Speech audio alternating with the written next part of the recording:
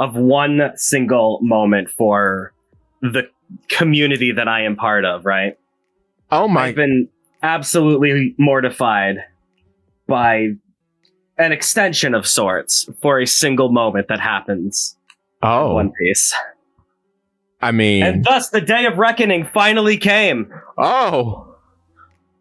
No longer did I have to worry about all of the peak fiction accusations, people being horrifically smug about my favorite show in the wrong ways.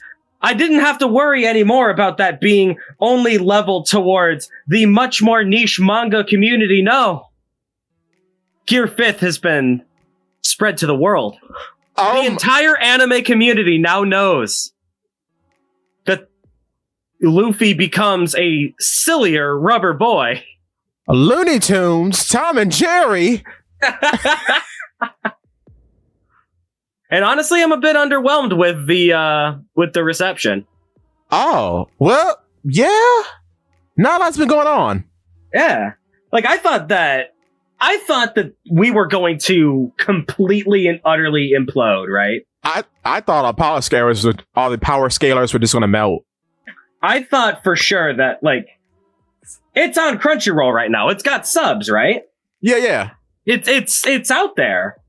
I thought for sure that I was going to be completely and utterly bombarded on every single instance of the internet that I found myself in about how utterly amazing this is and how this is the true meaning of peak fiction.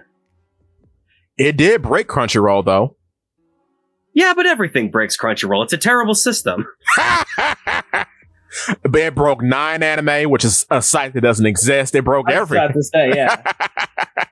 But go on. That's more impressive. But I honestly thought that we were going to see, I guess, more of it. Yeah? I haven't seen a single meme generated from this. Oh, I've seen a few, mostly Luffy going monkey. Yeah, that was fun. Very good. Like, honestly, I think it was fun. I have also been completely and utterly flabbergasted at just seeing certain members of the community so desperate to find anything negative to talk about. I mean, hey, it wasn't perfect. It is Toei. Yeah. But people are saying that this is like the first coming of the Antichrist. This was the worst thing they'd ever seen. They ruined One Piece! And what's amazing about that is you're looking at the wrong thing, everybody. Wait till later this month. Yeah. Save your energy. But no, I loved it. I made a video about it. I think it's great. I was about to say, yeah. Oh my God, Lightning Luffy is going to... Like, that's what I'm thinking. I think we're still waiting for the rest of the... I guess for the rest of the episode to come out. Right, true. Because it's like... Well, the rest of the arc... That's only like the preamble to the fight. There's still a lot more fight to go. It's the rest of the arc, basically. Yeah. So we still have a lot of fight to go, and I feel like that's going to generate some more hype. Yeah. I wanted there to be a sillier theme. Like the drums going crazy with bump, bump, bump, bump, bump, bump, bump. Like that is an iconic soundtrack for One Piece, right? Right. What is that? Overtake It, I think it's called? Yes, I believe so. And they sped it up a little bit because it's in the middle of a fight and it's like towards the end of the episode, I think. Yeah. Because that's what they do. And when a big moment is happening, they usually try to put it at the end of the episode. They play Overtaken. Because at the end of the episode, you could go to be continued. Exactly. And I'm sitting here wondering if there's going to be a true... I'm still waiting for the true Gear 5th song. Yeah. I haven't heard it yet. You know what? They're probably going to do it when he grabs the lightning. It's possible. Or when he goes giant, or... Yeah. Or a Barang gun, or whatever that's called. Like, are they going to remix more tracks? Are they going to use Overtaken again? Is there a theme Because when he was transforming, they used Luffy's theme. Right. So, are they going to do another version of Luffy's theme? Or are they going to use the same version of Luffy's theme? The swelling energy during the fight? Like, are they just going to use the regular OST? Where's my Gear 5th song? There should be one, because Katakuri still has one of the best themes in One Piece, but we'll hold fast and see. We will see. That's the thing about it, because I don't think Snake Man has its own definitive theme. Really? I never knew that. I could be wrong, but I don't remember there being one. I'm probably wrong there, though. I don't remember. That's weird. Yeah, right? Because did Bound Man have one? I don't remember. I know Tank Man didn't have Granted, one. I stopped watching the anime in Dressrosa, so... Yeah. But I watched the Katakuri fight. Of course. Like, I watched that fight. I don't remember Snake Man having its own unique theme, though. Maybe I was just too enthralled with the actual story being told that I blurted out. Maybe. I was too invested in the fight, and I was loving every moment of it because Katakuri. I like Katakuri. Katakuri is so cool. How did he do it? How did Whole Cake do it? My God. How did Whole Cake Island manage to be the best arc ever? And everything related to Whole Cake before and after has been trash. Because, you know what? I will pour a bottle out for Egghead Island arc. Egghead is doing it. Egghead has been so good. But, Wano is both terrible and funny because Oda made a fool out of me because I made 16 videos about how cool Green Bull is going to be, and he turned out to be the biggest goober in the world. I'm still so sore from that. Like, oh my God! Sometimes a man must know his place. Shut his mouth. I mean, that's what it was. Sometimes a man must job for the greater good. Green Bull never stood a chance, my brother. Film Red was too close. It was too close. How is that going to work in the anime? Are we just going to cut the episode and show up? Shanks is going to show up at the end of an episode.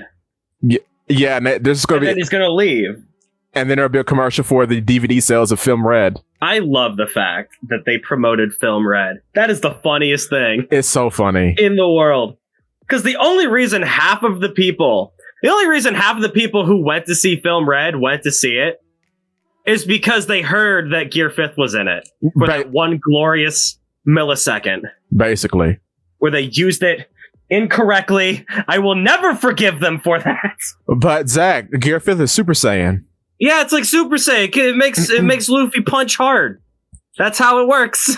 Because the hair go white and it go spiky. Ooh, ah. Garbage. Absolute trash. Also, I forgot about this. They promoted the One Piece Odyssey video game in the manga as well. There was art for it. I've played the video game. It's I hear Odyssey is fine. That's my sentiment. One Piece deserves a good video game by now. One Piece deserves an action game because Luffy's an action character and RPG does not do it. Yeah. Well, they've tried with action games.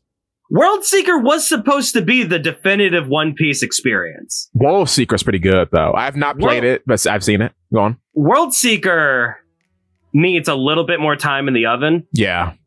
And it needs a complete and utter rehaul on all story elements and map design. I will say I do like the Mad TV spy versus spy narrative that they keep pushing with Sabo and Lucy, yet they have never fought in the manga. Yeah. Because it happens in, what was the movie? I think Stampede. That he fights. Like, why does this keep happening? Because it's cool. It is cool. But yeah, go on. I was about to say that, like, in the perfect world, that's what we should be building up to. If we have to have Lucci as the higher up of CP0, you know, the spy task force, the underground spy task force for the Celestial Dragons versus the Revolutionary Army, the underground spy task force against the Celestial Dragons. True. It would make sense that that would be Sabo's ultimate, like, fight. Other than, like, Akainu, because Ace's fruit wants to beat lava man, I guess. Which why do I want him to lose again? Because I'm sadistic, that's why. That would be fun, but like I feel like Oda, that is a Chekhov's gun that Oda has to fire at some point. Having Sabo overcome Akainu with the Hiken. I just hope the flame fruit does something more, because it's very boring. Dude, I have come up with the perfect idea for how Sabo could use the flame fruit and be really cool. Oh, tell me. My boy uses a pipe. Right? How cool would it be if he shot fire through the pipe to increase its velocity? I love that. And it comes out blue or white or something because shenanigans. Yes, please. Because, I mean, Sanji's got blue fire. Why can't Sabo be blue fire as the fireman? It would be cool, right? It'd be amazing. I agree. That is just a very easy, simple thing that you can do, and it solves 3 different problems. A, it makes Sabo's fighting style feel distinct.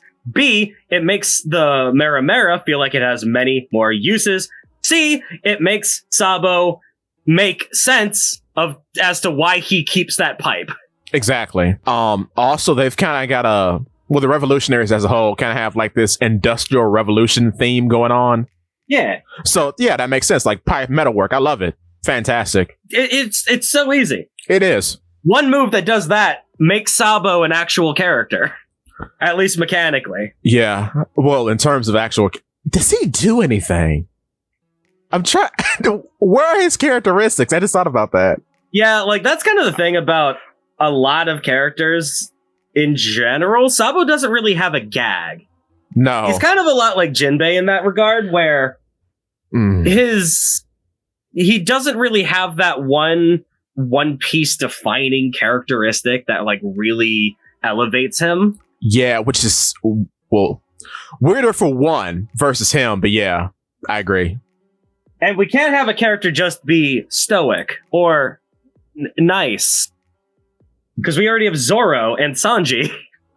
And even they have gags. Yeah, and they have gags that make them stand out because they're Straw Hats. You have to make them stand out.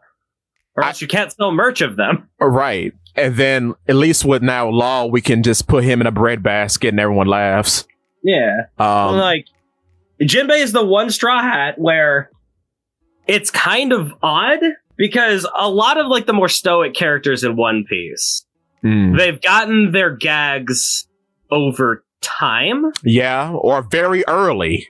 Yeah. Well, it's not even that. Like, I'm talking about like the stoic characters, the characters that are really there to just like look cool. Yeah, like Zoro. Yeah, cool. You're right.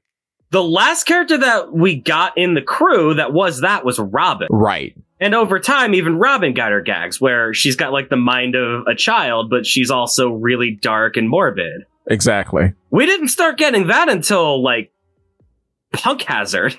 Well, I think the first one. You mean the thought bubble thing, right?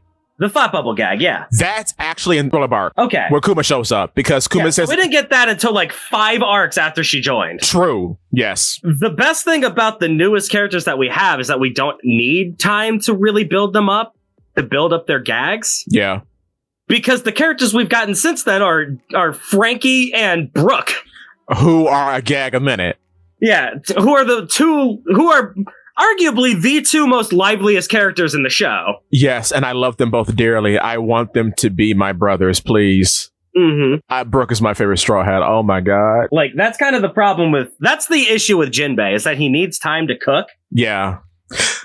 Or, you know what, the dish needs just to be served because it's been 10 years. Yeah. But, hey. I mean, he needs time to cook because we also took him off the boat for 10 years. Yeah. If he was with the crew during all of those arcs, Oda would have found a gag for him by now. Yeah. Easily. And it's worse because he's arguably, I'm trying to think, he's the second oldest warlord in the narrative. Even though he was shown last, we've known about him like almost the longest because he was mentioned in Arlong Park, and the oldest from that point would have been Mihawk.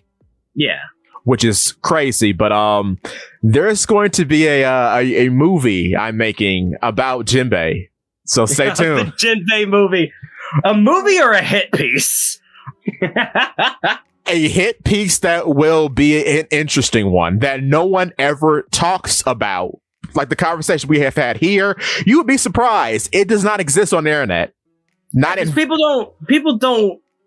People do not dig past surface level details a lot. Yeah. People see character do cool thing, he cool character. That is a vast majority of how people interact with media, and I don't think there's a problem with that. No, it's not. Unless you're trying to be like me, masquerading as a man who is much smarter than I actually am. The problem... Go on. You first. The problem I have encountered is that I have a very checkered history of being a bit of a delinquent in various forms of communication over the past 10 years. Yeah.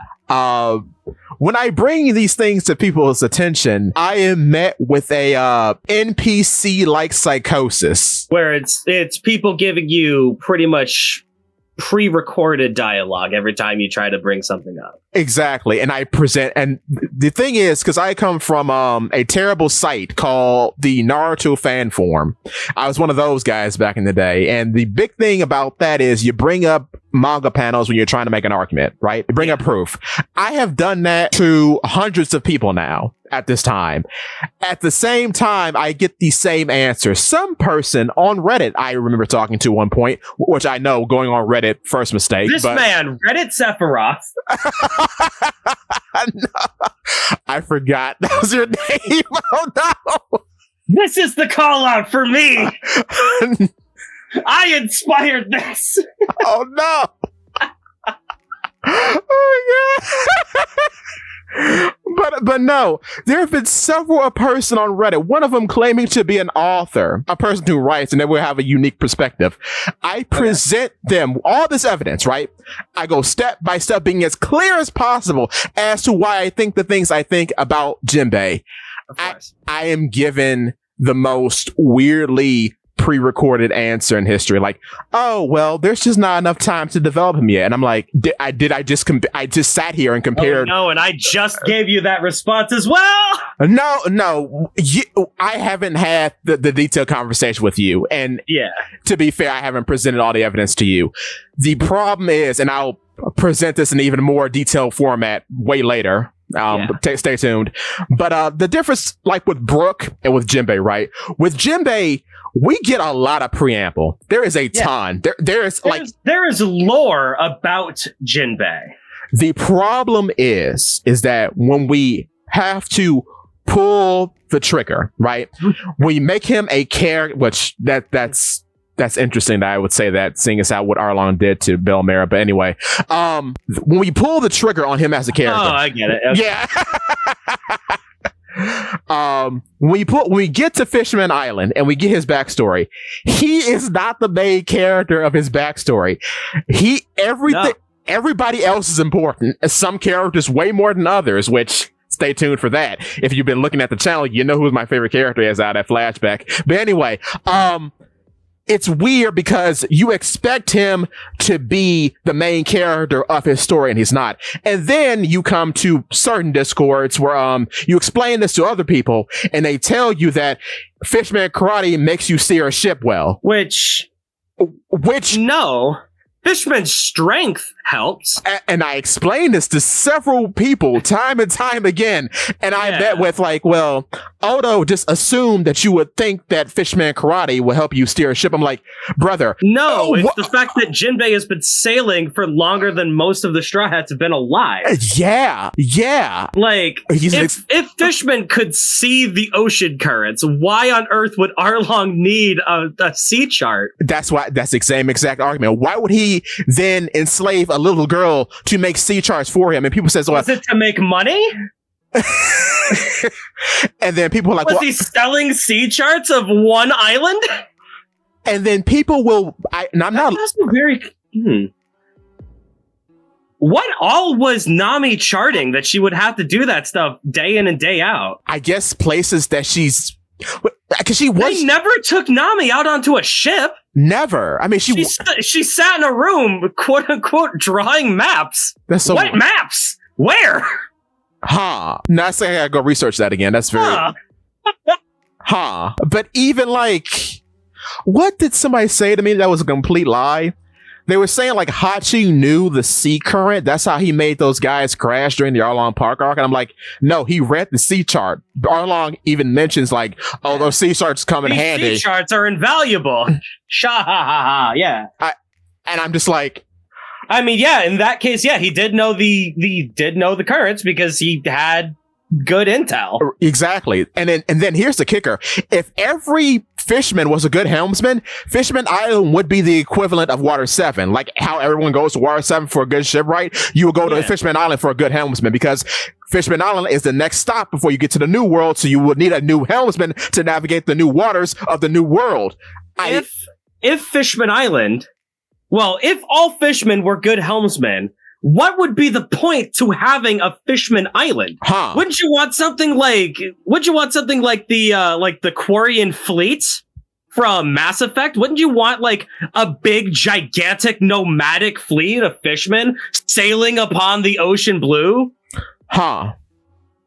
If everyone is a superior helmsman, then you won't even have to worry about the naturally dangerous conditions of the One Piece oceans. Yeah. Because A, you could navigate that stuff no problem. B, I mean, if weather gets bad, you could anchor down and live under the ocean for a while. And C, if you're attacked by giant sea monsters, you have Poseidon. Yeah. There is zero reason why you would need to do. Oh, well, what if the admirals came and tried to defeat them and tried to steal Poseidon? Put her underwater.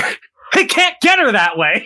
They're all devil fruit users. Not even Kuzan would reach her because Kuzan only freezes the surface level of the water. He doesn't even reach that far. But hey, Frankie, take the wheel. I guess it doesn't matter. Like, if all fishermen were superior helmsmen, there would be no reason to have a Fishman Island.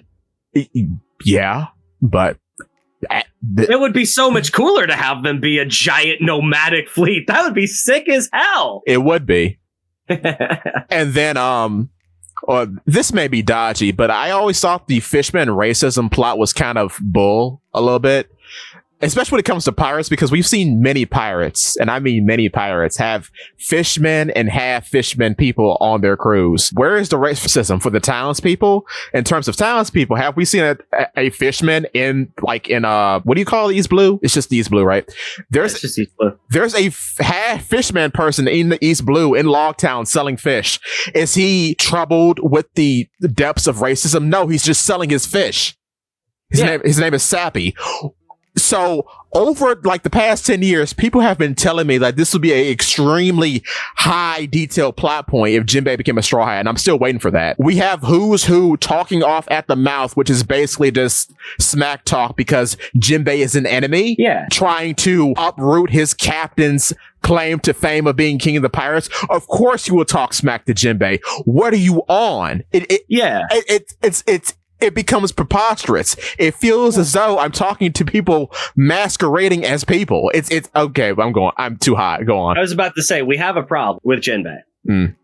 We already got that moment. Wait, when? The problem with Jinbei is that he needs a moment like we've had characters before that felt kind of wishy-washy, that felt flip-floppy when it came to joining the crew. Right. Robin, Nami.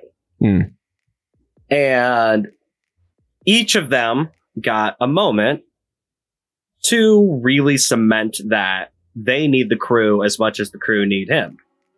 Right. They need him and they need the crew. He needs the crew kind of deal. Yeah, I get you. We got Luffy Help Me and we got I Want to Live. Two of the most iconic moments in the entire series. Indeed. That moment with Jinbei is the blood transfusion.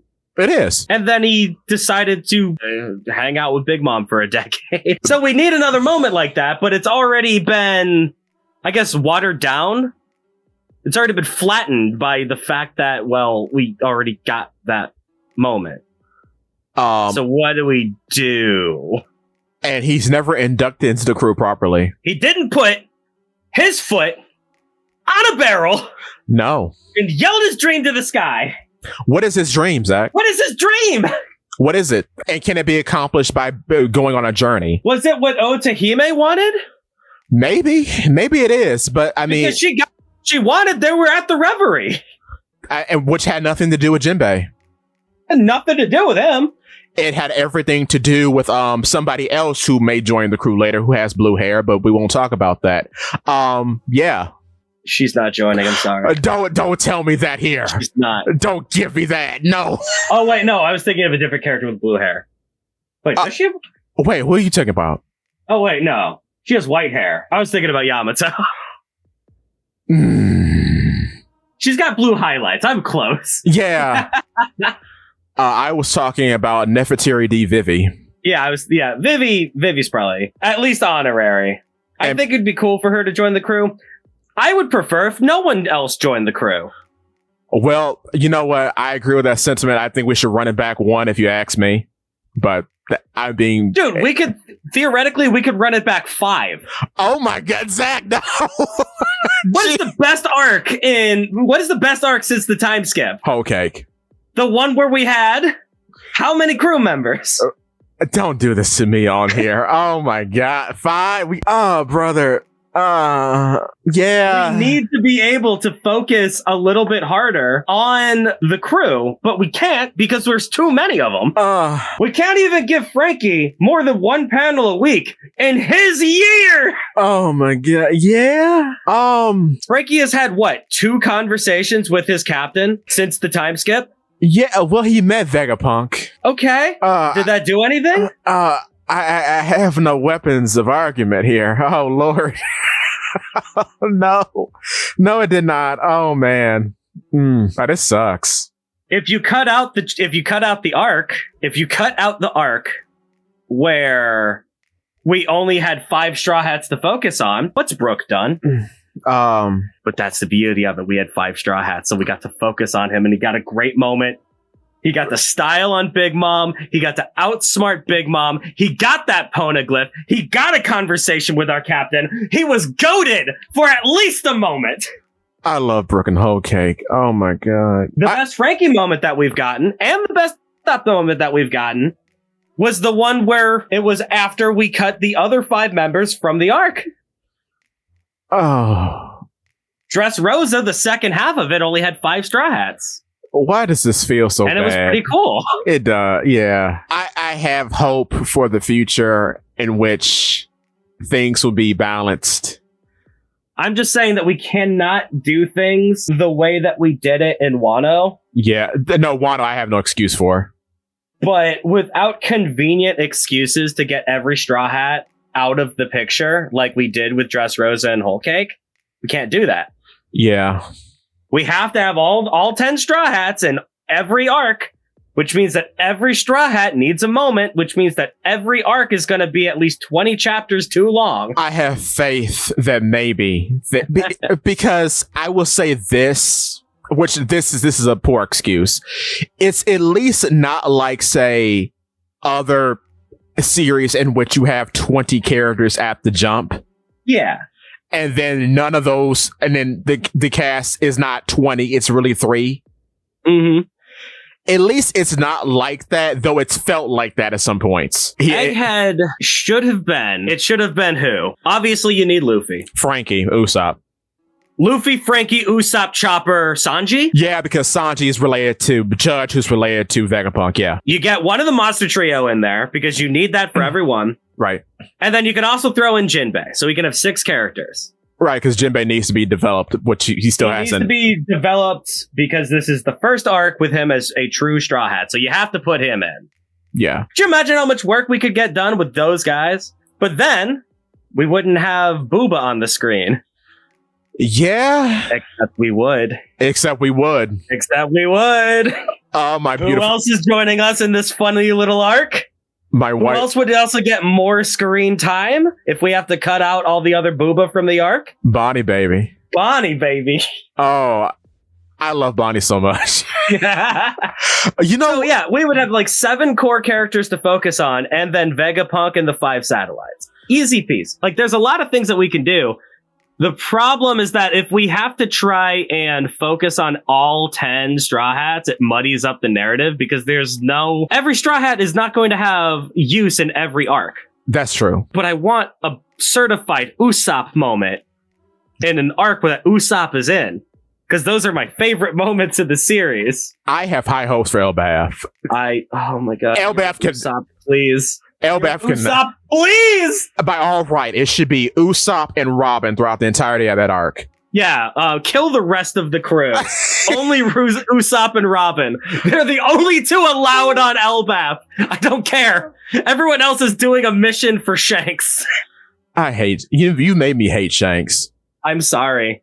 I've shown you the truth. Because I made a short... well, it's going to go up soon.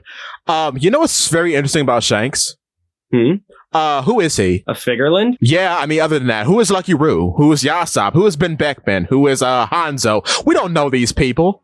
They're legendary pirates. That's it. Like, by this time, the funniest thing about Blackbeard is that he is a buffoon. He trips over himself, he falls over, he eats cherry pie, but you know him. Yeah. And we know each and every one of his crew members because they've had a place in the story somewhere. Yes, and we know how they are together because Lafitte baby, who is intentionally vague. And which that's the interesting part. But yeah.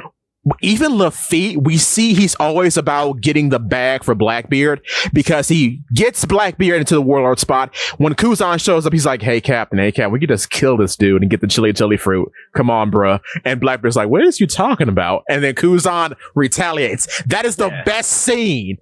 Oh, my God. I love that scene so much of just our boys hanging out, talking about piratey things, drinking in the bar. Talking about legends of the sea that they've heard. Yes! Yes! Yes! And Wolf is sitting outside the bar because he's too big, beautiful, so cute, so precious. I kiss it. But see, that's character, and we get to see Blackbeard's whole thought process of being a pirate and having a crew.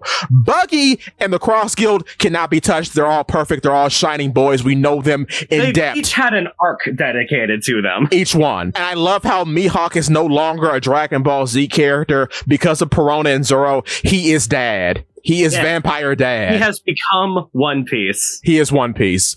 He is now Detroit, become One Piece. Basically, he has a cabbage patch where he farms with his, I guess, weird live-in maid and his monkey pets. That's beautiful. That's One Piece. Yeah. But you look at Shanks. Who is this man? He's a Superman. He's boring. Yeah. None of them. Superman isn't boring. That's true. Superman is cool, and I will not hear any slander on my Kryptonian son. Fair. I retract my statement. That's true. He just has bad writers who want him to be a villain for some reason. The anime is kind of cool, though. I like the anime that came out recently. Yeah. But, yeah. Who is Shanks? He doesn't fall on his face. There has not been one joke made about him. Have you realized that? Not one. About Shanks. He just... one. Which one? The very beginning of the show. Oh, well, that... True. Where he got clocked upside the head by Winebond and goes, shucks, guys, and everyone laughed. That was fun. Yeah. That was a fun... That's the Shanks that I love. There is a version of Shanks that I love. There's a version of Shanks that gets rolled up by the world's strongest swordsman, Dracula Mihawk. Everyone in this crew is ready to throw hands. Mihawk is ready to throw hands, and they cut to them having a huge party. I love that. And Shanks going, Mihawk, have another drink, my son. Hey, Mihawk, you want to fight? I think it's quite a time to fight the world's strongest swordsman. Mihawk's like, dude, you have one arm. I don't want to do that. That's fun. That is fun. That's fun. That's soul. That's Shanks. That is Shanks to me. This unholy chimera that shows up and goes, I'm here to end the war. And that's all he does. That's his entire purpose in the show now. That is not Shanks. That is something else. That is something dark and twisted and evil, and I will stamp it out. It's really sobering when you consider that now Whitebeard is more fun than Shanks. It's the fact that the purest form of hate cannot exist unless it is filling a hole that was once filled with love. Yeah. And that's how I feel about Shanks. Because you're right. And I talk about that too. I don't want him to be stoic and cool. Yeah. I want him to be a goober. He used to be a goober. He used to be Where's my goober? What have you done to Shanks? He's Goku now. It's not Goku. No, wait. Goku's a goober. He is a goober. Yeah, Goku is simple-minded and, well, he's single-minded to a fault. Goku's whole thing is that he is willing to throw everything away for the sake of a fun fight. He wants to have fun. I'm gonna let Frieza live. Why? Because he could come back stronger next time. Oh, it's gonna be so much fun to fight him. And it's like, Goku, this is the fate of the entire universe. But he's like, but fun fight. That's Goku. That is Goku. I can't even call it Vegeta because Vegeta's a goober. Yeah, Vegeta is hard-laced.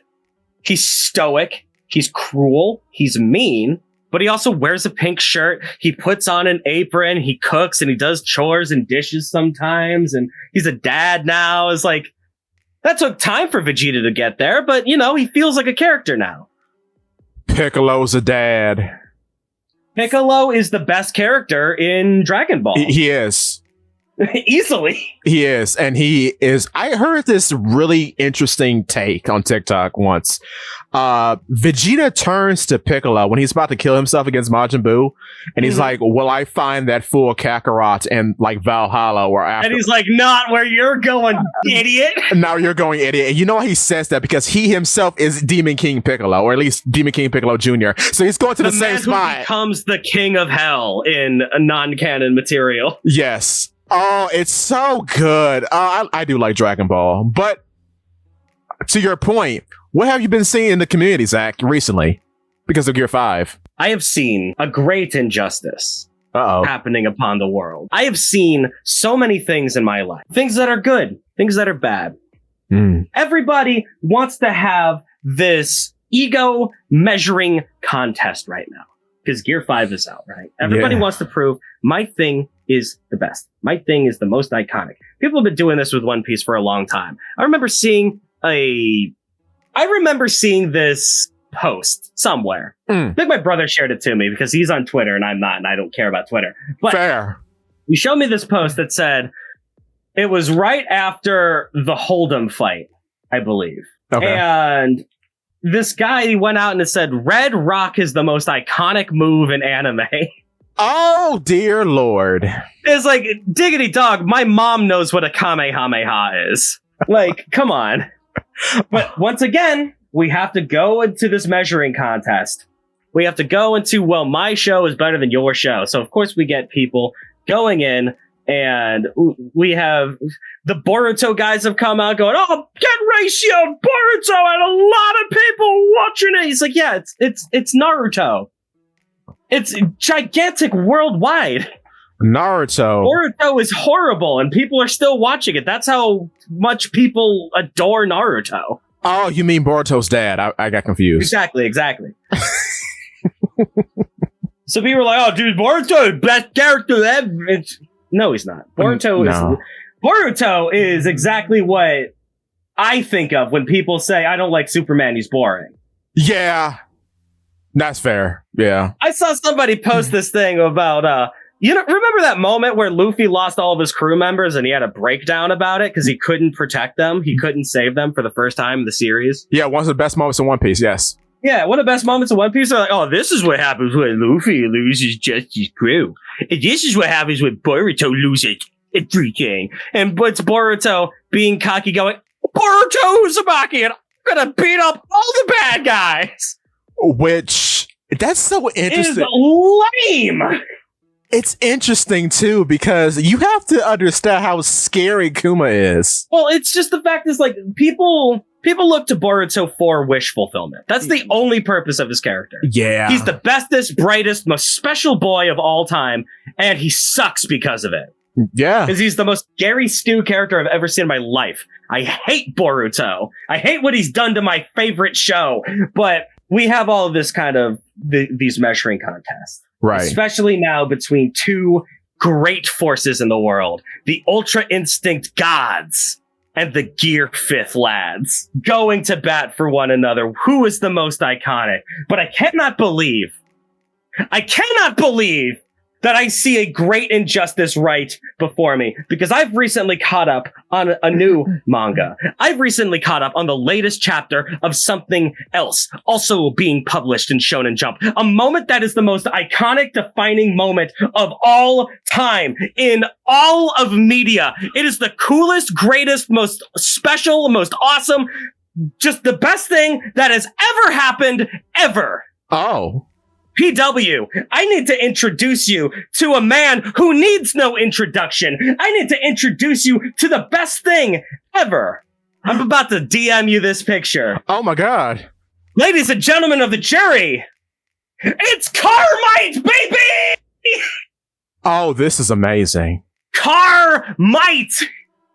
Carmite! He is but a simple man, shriveled and decayed from years of the war. Now come back to action in the fullest form, not through a training arc, not through some dumb Wanoe's water that makes him strong again. He has lost his quirk. He has lost his strength. He has lost everything but his will to fight. And now he is brought back from the depths of mediocrity, from the depths of being completely lost and forgotten, to fight the strongest man that has ever existed in the world. Except no, he is not the strongest man. He doesn't have the heart of the hero. He doesn't have the absolute power of a Ford F-150 pulsing through his veins. He doesn't have all of the epic might of a Chevrolet, the horsepower being brought to bring every enemy that has ever done a man wrong to justice. He is not being sold at 4% APR at your local lot. This is Carmite. This is the greatest thing that has ever happened. And this is the most iconic thing that should exist. This is incredible. Eat your heart out, Iron Man. Good lord. Look at this guy. Holy mother of God. Look at this guy. I am simultaneously in love with this moment and seething with absolute rage. Well, I want to say something kind of controversial. Why isn't he the main character of this show again? Izuku Midoriya does not stand a chance. This is amazing, Zakk. Look at this man. Look at him. I don't know why this makes me unbelievable. Like, dude, he is so decked out. He looks like his old self. Yeah! Except he's still got that sharp design because he's in Gainax mode. Oh. What's the one thing? What is the one piece of skin that they left showing? The smile. The smile! This, brand! And he does some epic nonsense, dude. He goes in. He looks over to his faded foe, All For One, who is now... spoilers, by the way. No, it's fine. I don't know if I have to preface this with the spoilers, but he looks over to his faded foe, All For One, his endless enemy, the greatest villain of all time, in a now rejuvenated, youthful form. This man pulled a temporary Demon King Piccolo, where he wished for his youth back, his strength back, his power back, and he is now at the height of what he used to be, the height that damaged and scarred and destroyed All Might's entire career to begin with. Oh my god. And All Might has to bring in the Carmite suit, baby! And he goes in and starts fighting him.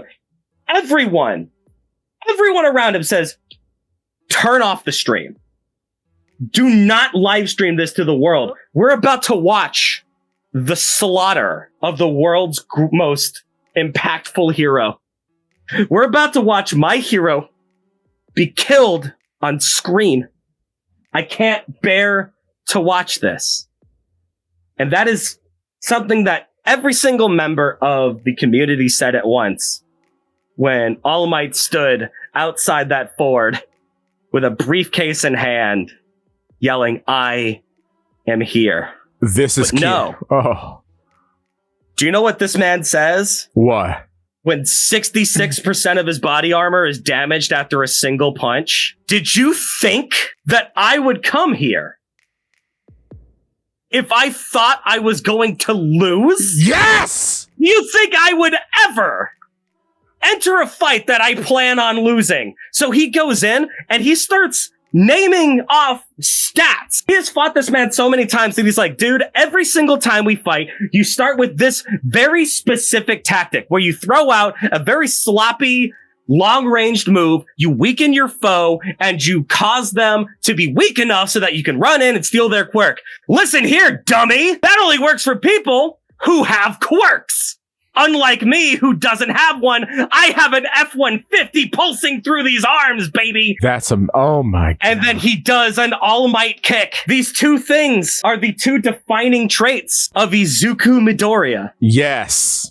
The mentor has learned from his student. That's so baller, because he's broken down his opponent, and now he's kicking the crap out of him. Yeah, no, that's good, Zakk. Oh, that's good. Horikoshi is like, he's up there or he's down there, but right now he's up there. Oh, that's good writing. Yes! It's so unbelievably sick.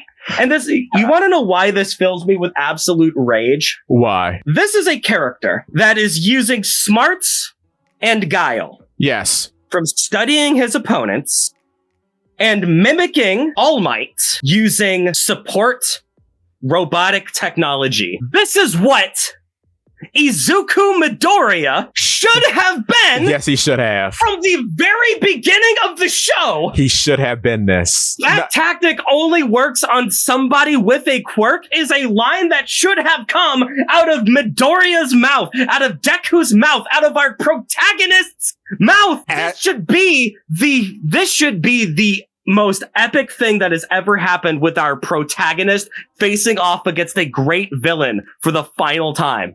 I mean, well, it is happening, Zakk. Isn't All Might the protagonist of My Hero? No, he's the mentor. I don't understand what you're saying, but that's the main character right there. Is this not the greatest thing that you've ever seen in your life? It's brilliant. It's so cool. He turned a car into a suit of armor. Oh my God! Oh my God! But you're absolutely right. I'm dying because it's so cool. It's so cool. Oh, yes. Oh, God. It's good. It's good. It's fantastic. I've been yelling too much. Oh, Lord. It's fine, man. But no, it's weird because it feels, and this is how I felt about My Hero. It's like Horikoshi knows what he's doing. He's putting all the effort in the wrong places all the time, it feels like. All the time! Like, it's agonizing when Horikoshi is good. You know he's capable of doing this. And as all the time. And as an artist, I put him up there with Oda and Toriyama because he's superb. His designs are great. The bad part is the good design characters are pushed to the back of the bus like all the time. Like the pink girl, she's immaculate. She's beautiful. She's incredible. Frog Girl. Her design is so good. She is. But who's our lead? Chubby Gravity Woman. I'm like, all right, but she's cute. But look at all these other girls. You got Froppy. Froppy's immaculate. She's beautiful. She gets enough. She got like Froppy, like Suyu Asui has garnered such an absolute feverish response from the fan base that Horikoshi had no choice but to give her more screen time. Good. She's practically a main character. She gets a lot of screen time. Should be the main girl. I'm still mad. Her and Pinky should be best friends and hang out all the time. And they're dynamically opposed to one another. It's insane. You have girl who can't emote versus girl who emotes all the time. He's so good. Even their color scheme is pink and green. Yeah, green. Many powers versus one power. It's poetry. It writes its. Oh my God. But Gravity Girl, who is boring. I hate her.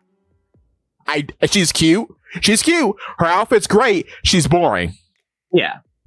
She gets better. Okay. She gets better. I think she's all right by the end of the series. Like, she just had a pretty major fight against. She just had her pretty major fight, like her final big moment against Mr. 2 or whatever the girl's name is. Basically. Yeah. And while I have a lot of problems with how that fight went off, honestly, I'm kind of cool with the ending, I guess. Yeah. Did she win? They handle it non-lethally.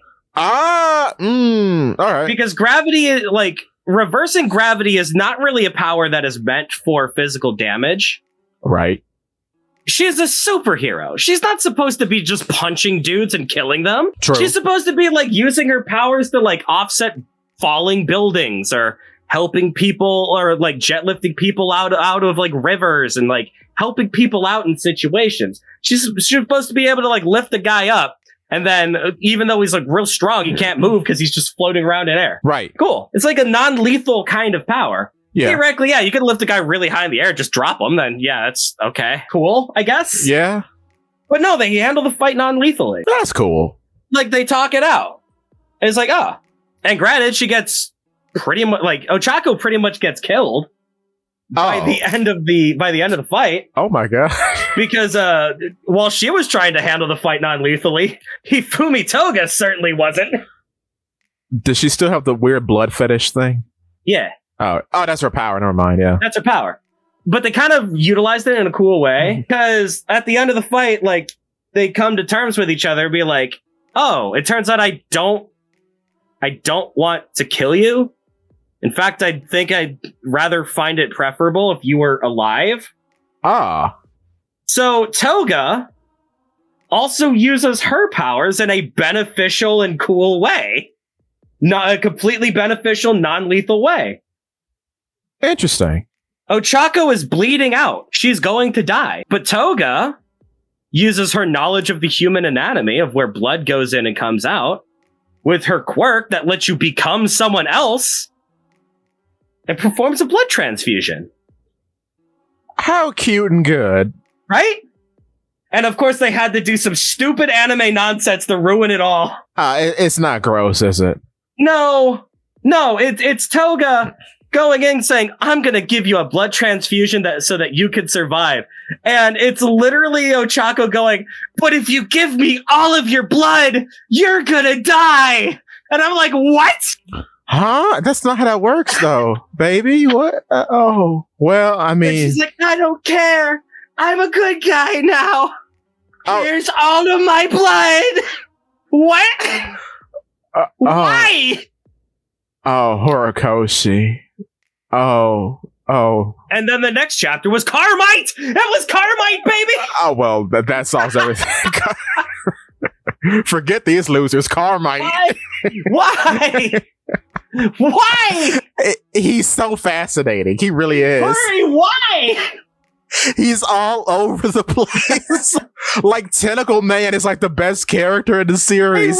They realized that Shoji is the best character in the series 370 chapters in, and they have to show us that by manufacturing that there is a huge racism problem in a world that is more likely to bully you for not having a quirk than if you're an absolute genetic freak. I would think it would be the opposite way around. Like, yeah, I would like somebody who's a dragon because that's my thing. Dude, you would the entire premise of the show is that Izuku Midoriya is a quirkless freak. Exactly. Who gets bullied because he's not a cool, weird eye man. Exactly. You're telling me that people are going to be racist against Froppy? Really? And then she's not even weird looking? It doesn't make any conceivable sense, but it's cool. Yeah. When it happens. Because every character associated with it is cool. And they benefit from it happening. Yeah. It's like... It's like making the Powerpuff Girls out of sugar, spice, and everything nice. It's making the Powerpuff Girls out of hype, ludonarrative dissonance, and everything else. All the stuff I kept in my junk drawer, baby. Yeah. I'm amazed. Like, I'm not even like, well, you know, I'm not like a big MHA fan, but I look from afar and I'm baffled because you get cool Kino stuff like Carmite. Mm-hmm. And then like Eyeball Man, who I liked from the beginning. I just like him. But then you get like weird little gremlin That makes grapes that are sticky? And he passed the hero exam, mind you. How? He passed the hero exam. Not only did he pass the hero exam, he beat out everyone. He's in the top 20 students that went to that hero exam. And we get to meet all the students that he beat. Which a lot of them is like, it's weird. Class 2B is like way more powerful than Class 1A. It's very funny. It's so sick and cool. I love them all. I love Big Hand Girl. I think she's great. Big Hand Girl is cool. Dude, Pony is so sick. Wait, Pony, who was... She's the cute horn girl. Oh, yeah! She's so... Mushroom Girl? I like Mushroom Girl. I like Mushroom Girl was cool. I like the little fat guy that like makes things twice as fast or something. He's a multiplier. Yeah! He's cool. Girl that can disassemble her own body. Buggy, yeah. Buggy. Vine Girl's cool. Vine Girl was cool. I like we straight up have a story about a man. It's like, oh, well, my quirk is that I can like do mind control if certain conditions are met. Why is he the best written character in the show? Yeah. Why is like that? His quirk is that. So it's like, well, it's not built for raw power, so I didn't win the exam. How did Invisible Girl win? How? Which Horikoshi, you're being suspect again because she's naked all the time. Horikoshi. Horikoshi, please. Not on the cover of Shonen Jump, baby. Oh my god. Wait, what? Oh, you didn't see that? No. What? You saw that. I didn't. I swear to God, I have never seen it. 100% saw that. I have never seen it. Invisible Girl Shonen cover. I didn't know she had a face. Well, he revealed her face. I have never seen this. He revealed her face, and then immediately afterwards, he put her on the cover of Shonen Jump. My God. Well, he like sort of revealed her face. Like it showed up as like a blurry image. He's like, well, I might as well release the whole design. Copy image link. Let's see if this works. Also, I don't feel like putting this on my computer. There it is. Horikoshi. She's better looking than most of the girls in the. What is up with this dude? What is this man? She's great. She's precious. Oh. Yeah. Oh my God, Horikoshi, you've been saving the. I'm upset. What is you have all this Kino and you choose Ochako? I'm sorry, I can't do it. I mean, do you see what your competition is? You're competing with Nami. Yeah, and you have all these cool weird girls, and you choose normal cheek girl. Okay, maybe I'm being too mean. Well, I was about to say, that's what's going to appeal to a standard shonen audience the most. Yeah. I mean, when you're an older degenerate such as us. Oh, well. We know what we like. 14-year-old boys do not know what they like. They like what's safe. They like what's comfortable. Ochako is that. It looks like they need some taste, if you ask me. They'll learn. Well, the One Piece is not doing anybody any favors. All the monster girls and that, but yeah. Carmite, baby. Oh, forget about Ultra Instinct. Yeah, Carmite. This is the synthesis of every chapter of My Hero Academia. I want him one suit of armor. He needs to win. He won't. He will actually. Yeah, he needs to win. No, he'll win. I think it's going to be a draw. I'm frothing. I think it's going to be a draw because currently, All for One is on a time limit. Oh, like wasn't no Demon King Piccolo wasn't on a time limit. Never mind, go on. Basically, they're using something that they set up a long time ago. There's this tiny girl that can age things backwards. Oh, little horn girl. That's adorable. Girl. Yeah, she's adorable. Horn girl. I love her.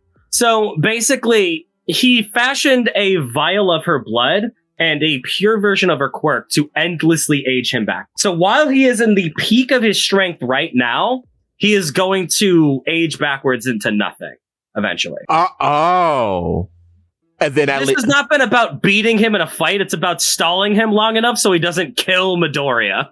I see. And then it's up to Crybaby, Disintegrator Man, and Green Man to fight. Yes. Okay. Can I just say, like, Stain is so cool, and I love how Horikoshi repurposes Zabuza into something cool and fun. I love Stain. Was rad. I love Stain. Stain still is rad. Dude, they had a moment in what people call the Dark Deku arc. Izuku Midoriya gets a Batman arc. Yeah, I know that. Yeah, I've seen that. It's in the anime. And in that time, it's raining. Everything sucks.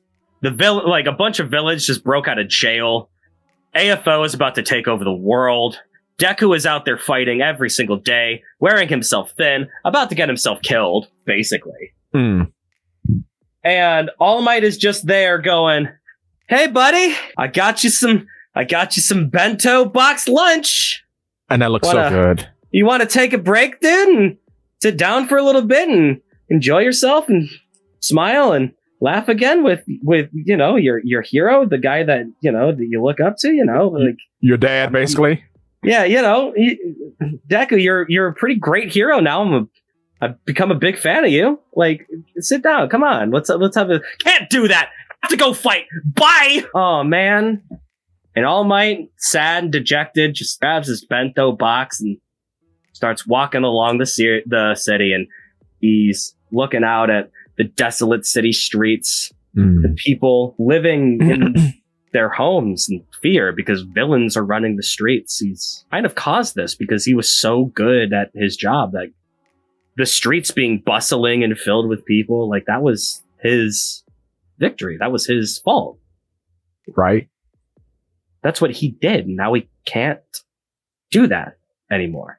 And he has to watch this young prodigy basically kill himself to try to be what he was, that symbol of peace, that symbol of hope. And he looks around and he sees the statue that they erected of. Once a central focal point of people of hope, now alone in the rain in an empty city filled with crime. The statue of All Might holds a sign of vandalization, a wooden sign that says, "I am not here." Oh! And who else is sitting there? He notices another man sitting there looking at the statue, wistfully. It's Stain, the hero killer. One of the guys that you normally would think, hey, this guy should be really happy. Villains are running rampant. The streets are filled with fear. This guy, like, represents villains. He should be overjoyed. He's out of prison. He gets to do whatever he wants. But he's not out there doing whatever he wants.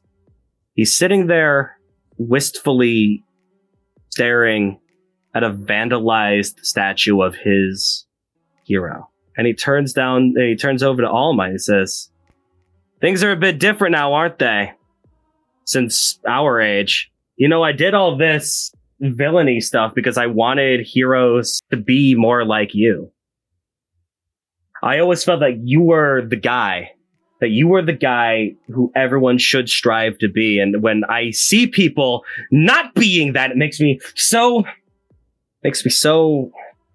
mad that I can't help but try to purge that from these new capitalistic nonsense heroes, right?" Right. But I see that look in your eye, man. I noticed that the smile is gone. You don't look anything like that statue anymore, but you could still be a symbol of hope. You could still be the thing that keeps these streets safe. Because you're not a symbol of hope to everyone anymore. You're his hope. He points off to Izuku Midoriya fighting crime off in the streets. Get this man his bento box. He needs to eat. And he leaves. And that is why Horikoshi can pull out some good stuff, man. Oh my God. Come on, man! Oh my God. He's so good. And you know what? In that conversation, when All Might thinks Stain is dressing him down, All Might puffs up and Stain's like, "No, you don't get it. You're supposed to be his hero. People aren't looking to you for platitudes and symbolization. They need you to lead the charge, to be what the city is missing." And he is what the city is missing now. Yes. You need to be here not for these people, Not for these people who would spit in your face and vandalize your statue. You need to be here for him. Let him be here for these people. But you need to be here for him, because he's not going to make it if you're not, man. Exactly. Like, dude, Stain is sick. He is. And then you see in the distance that funny girl who doesn't have a name. She's just a civilian. She has a little ball power. And she's like, I have to stop this nonsense from happening. Who would do such a silly thing? And she gets attacked by dudes and Stain kills them. Yes. That's the good writing. Oh, my God. And it's a shame I like Stain more than Dobby. I know Dobby's whole thing. I don't care. Dobby sucks. I don't like him. He's very Dragon Ball. Look at me, Daddy. And I'm like, oh, okay. Dobby sucks. I'm like, all right, bruh. Compress is just kind of there. Dobby sucks, but he also mitigates one of the best moments in the series. Wait, refresh me. There's a moment. Oh. Happened relatively recently. Oh.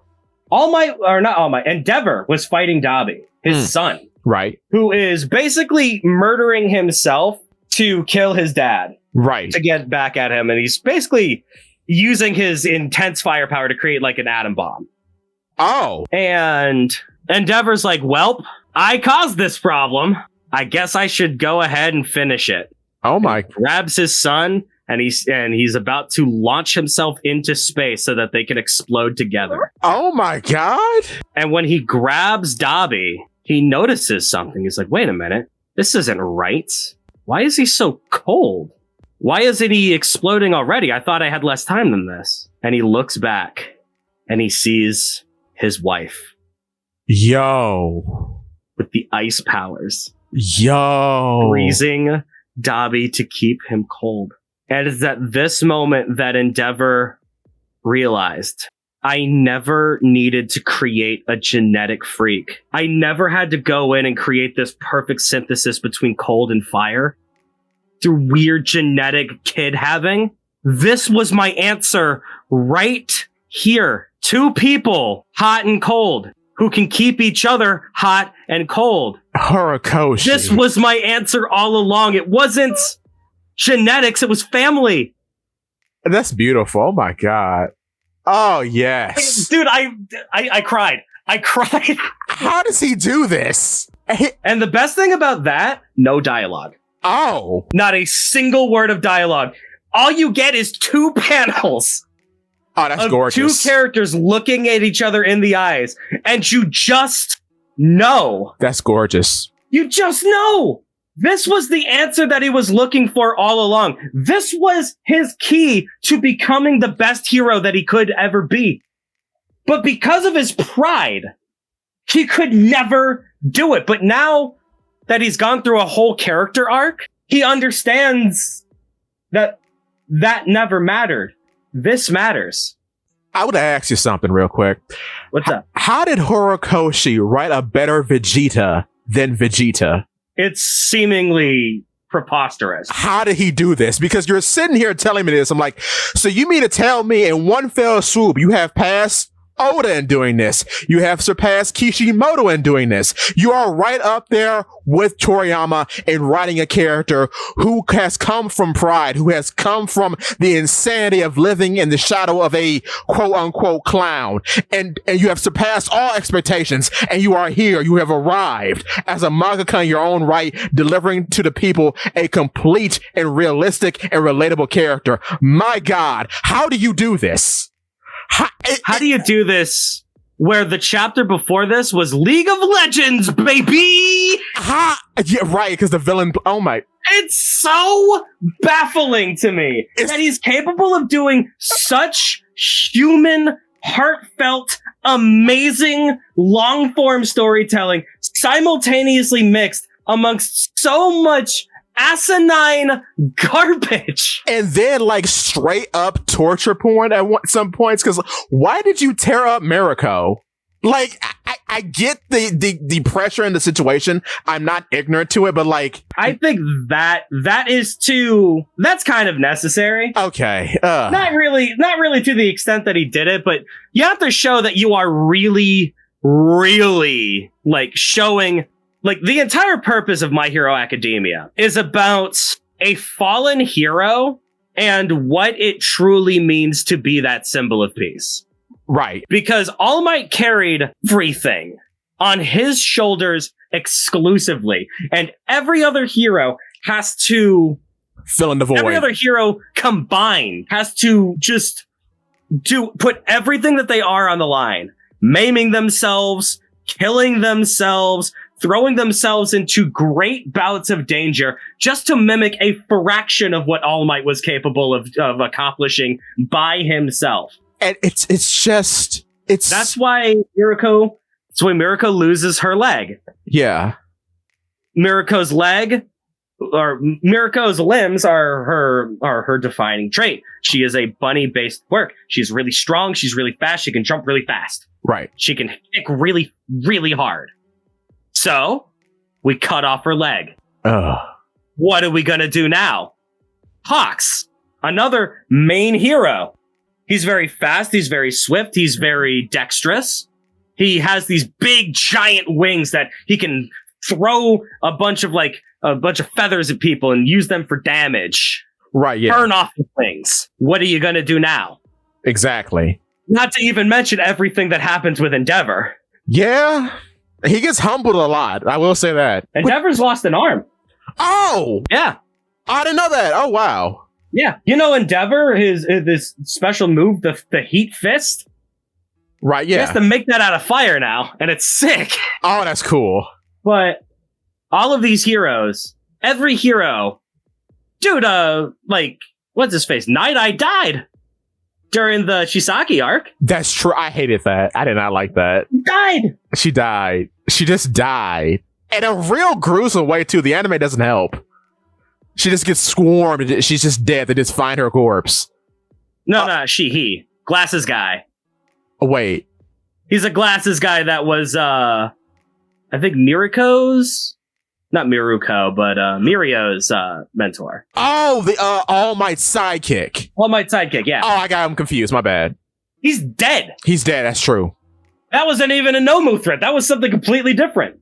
Jeez. We start the series by having All Might punching a Nomu into the stratosphere. That's how easily he could take care of a threat like this, even when he's weakened. Right, because he even comments on that, true, yeah. Yeah.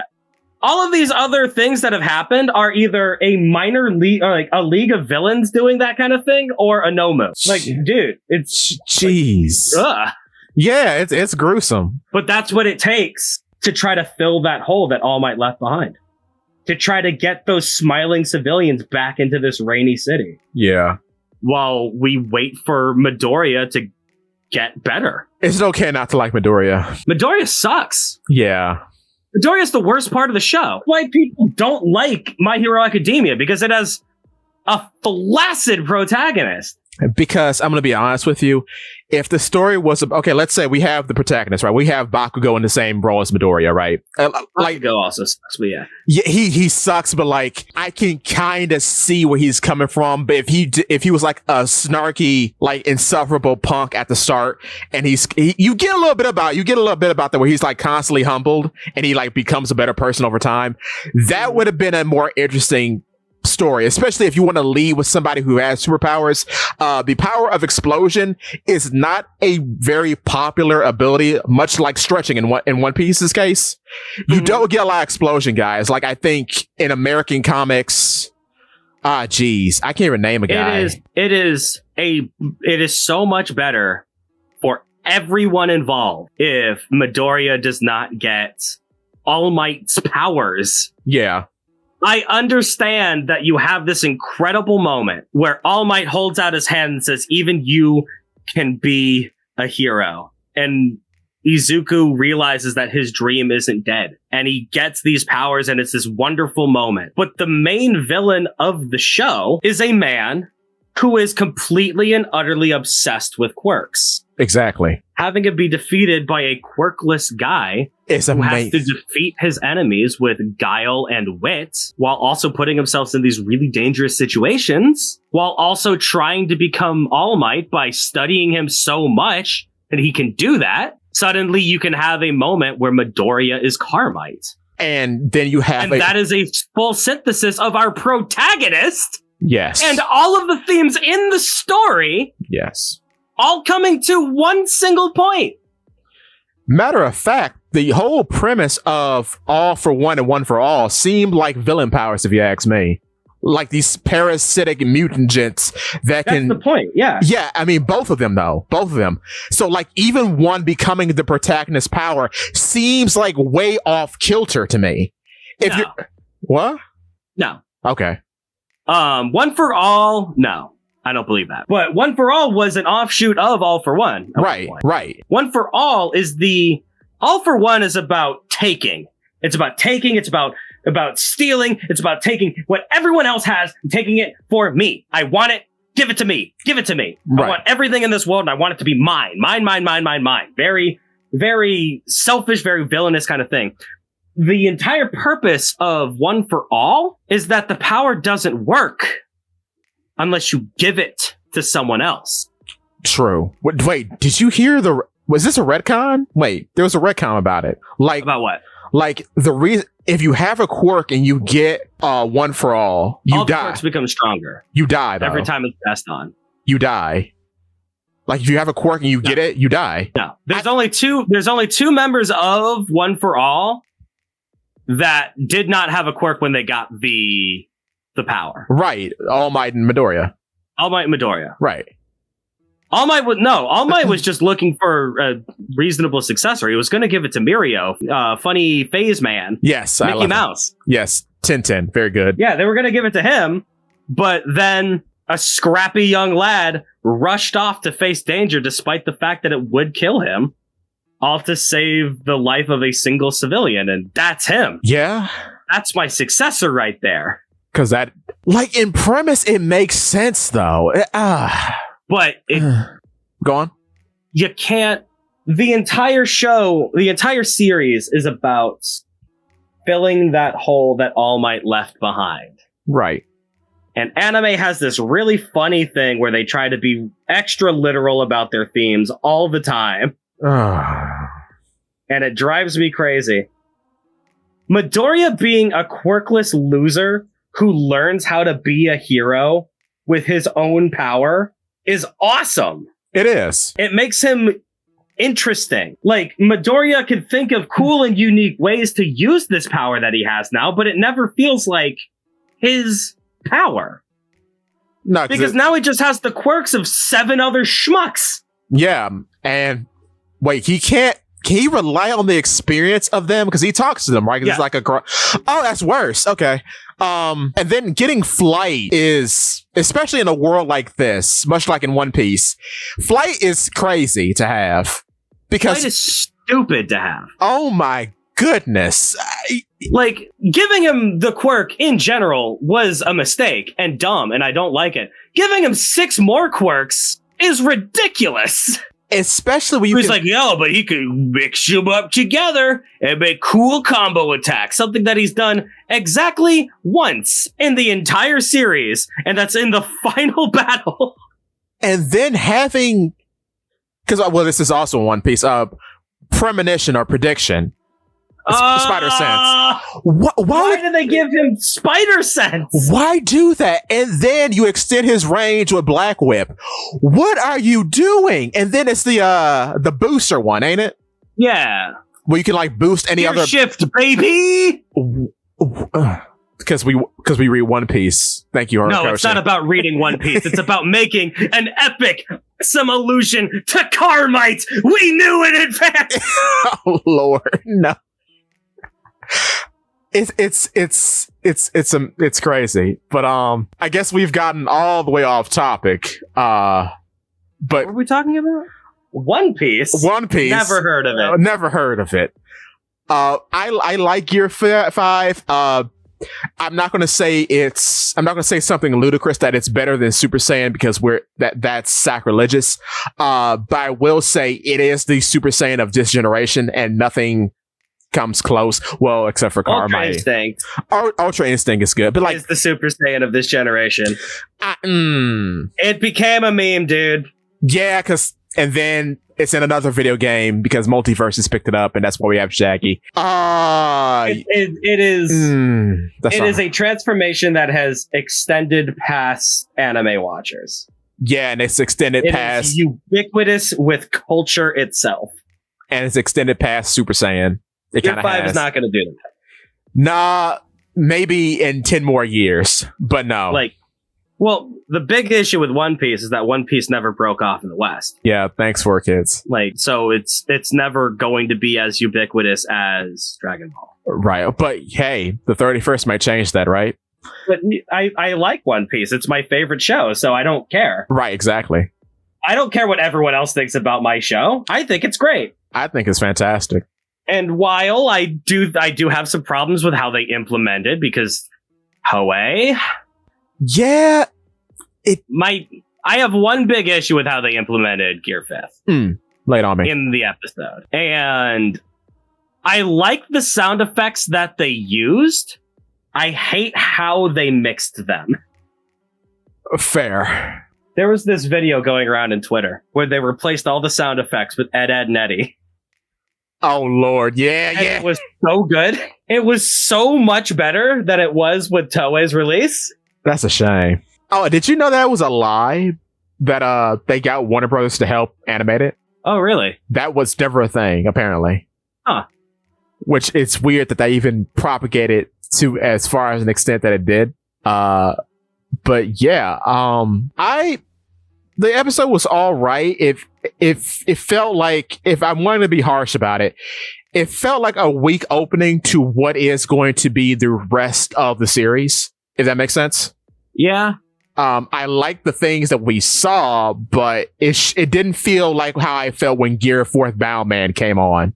It didn't feel like with Snake Man, which felt like a real special moment in history. Yeah. Which is fine. Like, I don't expect much from Toei. Yeah. That's just me. They're real touch and go. Yeah. I think it was pretty good. I think that it was a fine chapter in a One Piece fight, but not my favorite. It felt hard to follow at times too. Like it was too chaotic. Yeah, it was a little bit too chaotic, but you know what? If you there's two things that you can do, like, to save those poor animators. A, the faster it is, the less frames you have to keyframe. B, if it's fast and chaotic, then you have a lot of motion, a lot of big noises, big sounds, big flashing lights. People aren't going to know what's going on. They're going to be wowed, dazzled by it. Yeah. I was a bit wild and dazzled, so I guess it worked. Well, that's that, I guess. Yeah, honestly, I don't have too much to say about Gear 5th because I've been talking about Gear 5th almost nonstop for the last 9 months of my life. That's true. Monkey. Hey! I mean, it's fun. It's really fun. I like Gear 5th. I love Goofy Luffy. I'm not saying that it's bad. I just didn't like how they implemented the sound effects. When he's twirling around Kaido, I want some bit crushed Mario 64. So long, Gay Bowser! Yes. So long. Go on. That's what I want. I want to hear the Bowser swinging sound effects. I want to hear some real goofy. I want to hear somebody take an iron pan and smash it against a garbage can as hard as they can over and over again, and then have those be the noises of Luffy punching Kaido in the face. Exactly. So long, King Kaido, indeed. So, Zakk, you know what else happened the same weekend as Gear 5th?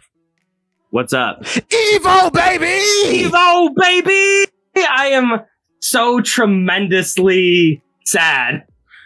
Because I wanted to watch Evo this year, and I forgot that it was happening, and B, I just have not had time. Fair. I caught most of it.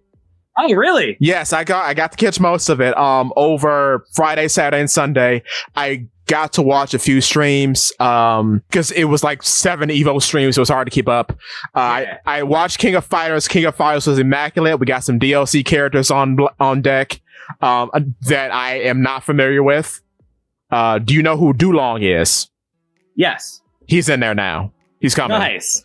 And then Nijad, which I think was a contest winner character from KOF 14. Nice. I think someone from Pakistan got to make a character. So she's coming back for DLC. So that's cool. KOF was immaculate. The grand finals were great. I'm trying to think. It was that pirate girl who was the showstopper for both teams. I think she's from Samurai Showdown. Right, yeah. I forget what her name is. I know who you're talking about. She's sick. She's amazing. She was Sanji. She was doing these air kicks. Oh, it was back and forth. I think I own her. Oh, she's immaculate. Then yeah, she's really cool. Anything of note? I keep hearing these things that God, what was it? Oh, that's right. I keep hearing about like the kid that played Zero in Holes won a Mortal Kombat tournament. Sub-Zero. I did not watch Mortal Kombat. I don't know if that was Evo or something else. Mortal Kombat was at Evo, so yeah, but I didn't watch the MK11 stream, so I would not know. I did. I mean, if it was Evo, I highly doubt that anyone beat Sonic Fox. Yeah, no, he's great. It would not surprise me if Sonic Fox won every fighting game because he is insane. He is. He is ridiculously good at fighting games. It's kind of crazy. It is. Also, Garo, Fatal Fury's back, baby. Yeah, baby. I heard about that. Oh, yes. Please give me my lane fighter that I deserve. Yes, sir. And then KOF 13 is coming back for PS4 and Switch. Interesting choice, but all right. It has to be on PC if it's not on PC already. Yeah. But yeah, they're bringing it back, so that's neat. I'm wondering why they're going to do that with 15. I'm not even sure. It just feels weird that like it feels weird like they're trying to like split off their own audience. Because wouldn't you want everybody that you can playing the new shiny game? Because 15's not on Switch, is it? I don't think it is, which is weird because Switch kind of. I mean, I'm not sure if the Switch could run it well, but I mean, the PS4 could run Street Fighter 6. Yeah.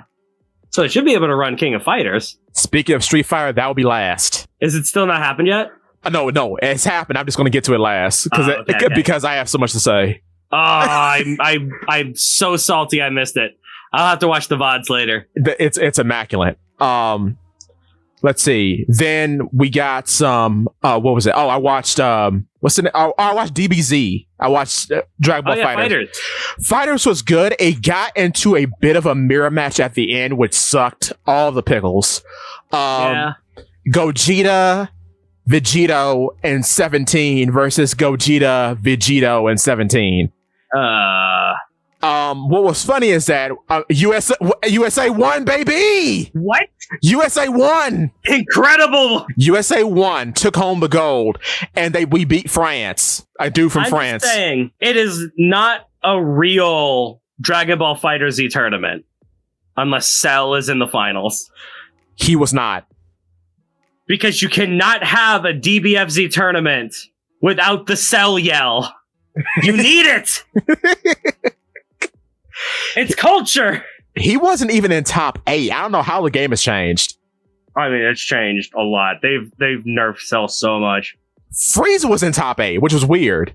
Frieza's always been a little bit wacky and goofy. Like him and Kid Buu have always been kind of weird characters. So like they have their niches. Android 21, both versions were in top 8. That makes sense. Yeah. It was very funny as everyone was receiving their trophy with their medals and their custom fight sticks, because if you got in second, third, or first place, you got a silver controller, a silver fight stick for a second, a copper fight stick for third, and of course a gold fight stick for first. So as those were being handed out, dude from France who has just lost to the Americans was tweeting out some bull about how he won. He was very salty. I saw live on stream. As he's being filmed. Fantastic. I watched Guilty Gear Strive. Strive was good. Leffen won. Ew. Yeah. Boo, Leffen. Leffen won by using Happy Chaos. Yeah, that sounds about right. Wait, really? Yes. Yeah, that sounds about right. Johnny's DLC, baby! I heard! Yo! Finally! Yo, I was like, oh yeah, that's sick. I like Johnny. I like the excerpt. Yeah, he's really cool. Oh, and to tease the audience, let's talk about MK1. So, if you've been watching the shows, you may have caught that I am not a fan of Mortal Kombat. Which is funny because I grew up with Mortal Kombat. I played 2 when I was very young. I have Deception, and I've played Armageddon. I played these extensively. I played Mortal Kombat 9, and I have said it's a better game as a whole game at the time than MVC3 at the time as a video game. Now, as a fighting game, MVC3 wins, of course. Oh, I also watched MVC3. Nothing happened, mind you. But, Justin, wow! Yes. Was he playing? I can't remember. I don't know if he made top of it. Like Justin focuses on being a content creator nowadays. Yeah, he was casting. He was. Yeah. Yeah, but what do I think about MK1? I think it's nice that they're giving some a handout to older guys who know characters like Akashi. Yeah. Because she was like from Deception and Armageddon, and I like that Reptile's back. However, MK1 looks like Doogie! It's terrible. It's just baffling. I was not interested the moment they called it MK1. Die. Kill that meme. I don't actually... Mortal Kombat 13 would have been fine. Call it that. I mean, we're all... or 12, because the last one was... Whatever the next number is. You could have called it that. But no, we want to be self-conscious about having too many games in a franchise. Why? And call it 11-2 then. Don't call it Mortal Kombat 1, because then what do we call Mortal Kombat 1? Mortal Kombat Arcade? That's stupid. You're stupid. Die. It's just become very painfully relevant to me. Oh, and I also watched the Tekken tournament, but let's talk about Tekken, what we're talking about. Tekken's always real hype to watch. Tekken's always awesome. Tekken's amazing, and Geese was in top 8. It was great. Incredible. It has come to my attention after seeing the trailers for Tekken 8, for example, and looking at MK1. It has been 20 years. Why do the characters in MK1 still move like sneaky crabs? No idea. I don't understand it. In the world where we have Tekken 8, which Tekken has never really looked like polished, they threw that out the window and said, we see those Capcom boys over yonder. We're bringing the heat. It looks amazing. Tekken. Well, you know the reason that's happening now, right? Why is that? Tekken 7 and Street Fighter 5, they came out on arcades first. And they were amongst the first games ever that had arcade technology that was actually lesser than normal PCs that people could buy at home. That's incredible. Arcades are finally less powerful, so you have to make it for worse hardware. Wow. Well, that we have powerful hardware, and it's easier to develop on. That's fascinating. That explains a lot, actually. Except for MK1, which looks like poopy. Poop. I don't understand. Like, I'm cool with you bringing back Reptile, because for some reason they have a fetish of like saying you don't get Reptile, which I never understood. But yeah, I don't get why this still looks bad. It's not like it's like it doesn't look realistic. That's the problem. It looks too realistic. There's no flavor. There's no style. It reminds me of if Virtua Fighter got to this point. Yeah. It's generic, it's stiff, it's stale, there's no personality. And then as far as guest characters go, which we'll get into that in a minute, for MK11, the guest characters were the best part of the game, which doesn't make sense. Why are the guest characters in each one of these things looking better than the main cast? Why are you like besmirching the credibility of the franchise with all this gobbledygook? Like, okay, Homelander and Omni-Man are going to be DLC for MK1. I don't care. They should be in Injustice. What are you doing? Yeah, that would be so much better to put them in that game. And mind you, Injustice is better than MK. Because we talked about this a little while ago. I don't know if we recorded it, but the reason why MK was good back in the day is because it was bloody at a time that there wasn't really a lot of gore in video games. It was being, I guess, transgressive. Yeah. And edgy and different in that way. Because it was legitimately taking a risk. Exactly. And Doom falls in that same pot. But the problem is that Doom became amazing over time. It came back. It was dead for a long time. Then it came back, and it has been influential to the first-person shooter genre as a whole. Yeah. Nobody on God's green earth is actually inspired by MK. Nobody is. What solitary thing has MK brought to the fighting game genre? I think that MK actually, Mortal Kombat 11 has one of the best single player experiences that you could get in a fighting game at the time. That's fair. And that was one of the reasons why why Capcom realized, hey, maybe if we focus on single player stuff, it'll actually pay dividends, because it worked out really well for Mortal Kombat. Hey, you know what? Now, I will apologize on that. Even back in the day with Deception, they have always been good with that. I will say that. Like, there are some things that Mortal Kombat does well, but a lot of it really is delving into mechanical density. Yeah. That you're not really going to get from like an outsider kind of perspective. Yeah. You're going to get that if you are like in the pits, if you are really just like hard in the paint, digging the trenches with the boys, right? Right. Like when you actually play Mortal Kombat, it feels pretty good to play. Yeah. And that fluidity, that mechanical satisfaction, that is very low skill floor and also very high skill ceiling. You know, it tries to be a little bit fun for a little bit of everyone. Yeah. That's what a lot of fighting games are trying to be nowadays. So it's still very influential, just not in any surface level ways. Yeah. Its marketing is garbage. Its look is terrible.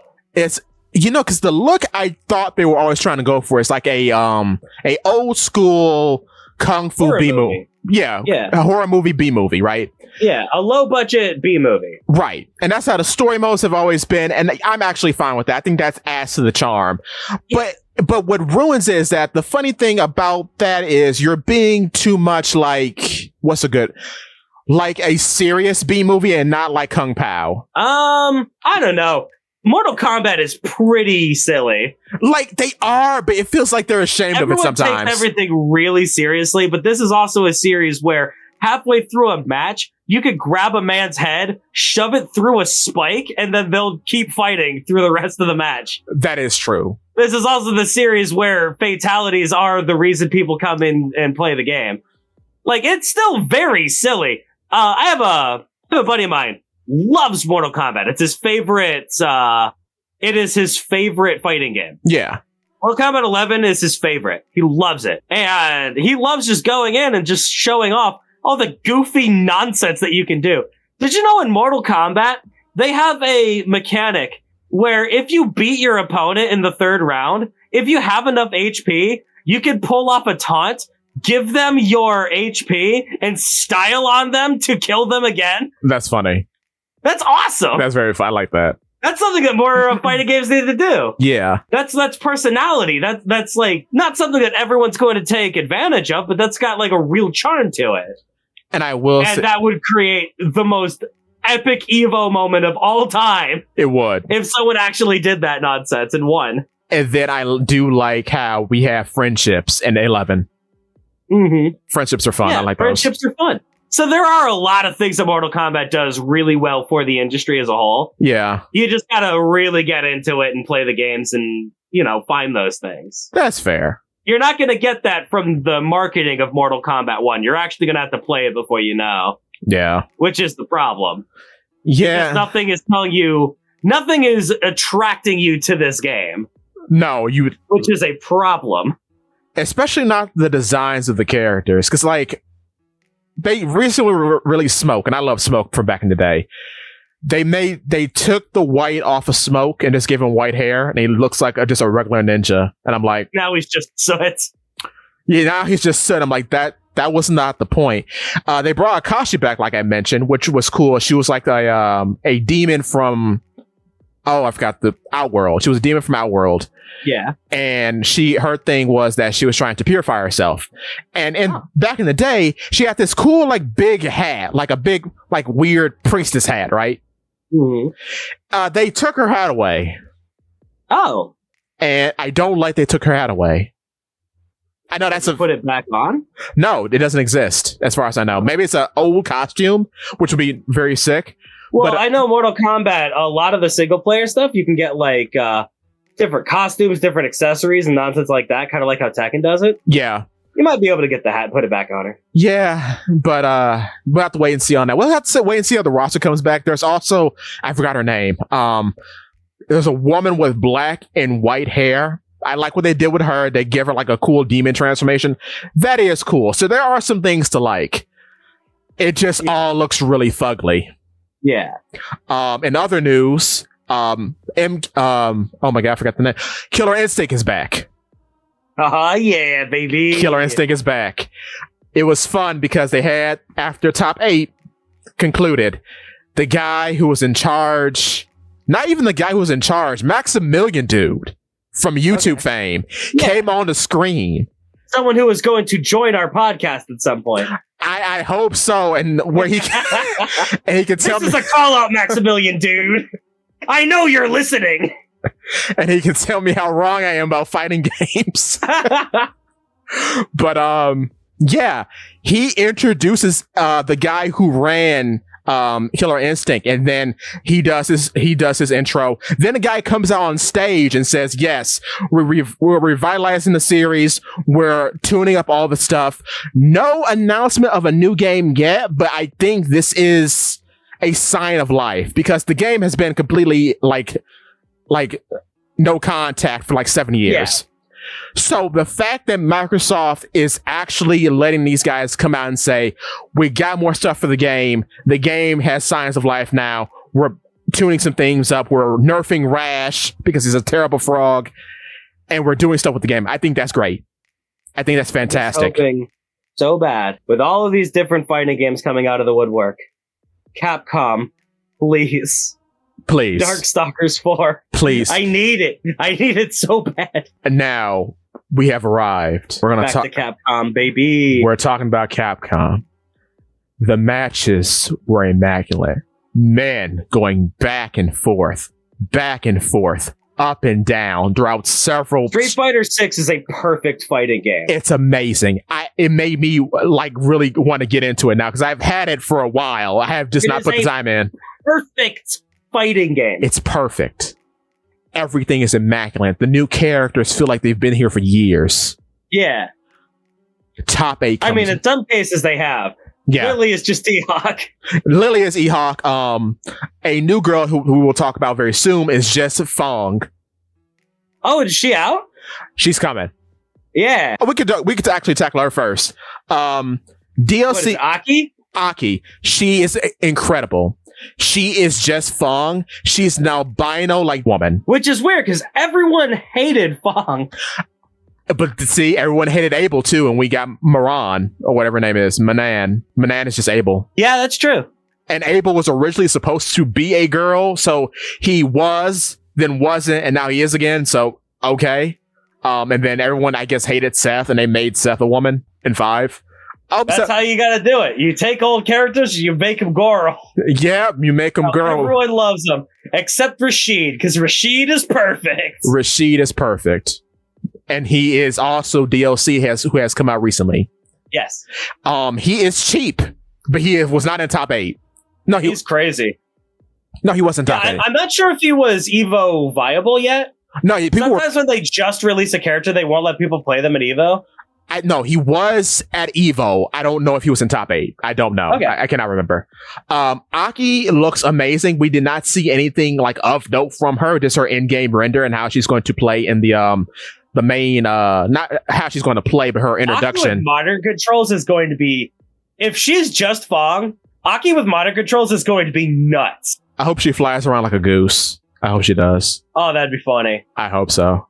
But if she is just Fong, right? Fong was a charge character, a charge zoner character in the vein of Guile. Right. Modern controls on charge characters are stupid because you no longer have to flick the stick forward to do the charge input. Oh. With modern controls. All you have to do is hold a button back and then hit one button. So you can keep the button held back. Oh my God. So you can spam Sonic Boom without doing the charge input. Oh my God. Now, granted, it's not as powerful. You can't do like the heavy version of it. Yeah. But still, on a character like Fong, you don't care about that because they use poison. Right. You don't care about doing the most damaging version of an attack. You care about keeping an enemy as far back as possible and poisoning them slowly to death. And that's what her introduction is about. She feeds your main player character in the overworld a poison orb thingy, and then she goes into how this poison orb thingy is going to give him diarrhea. Immaculate. Now you'll have to defeat me for the antidote. Basically. She's great. I'm highly anticipating who's left. Akuma and Ed. They're left. Oh my god. Of the leaked roster that came out like a year ago. And I guess Ed is our boxer. Yeah.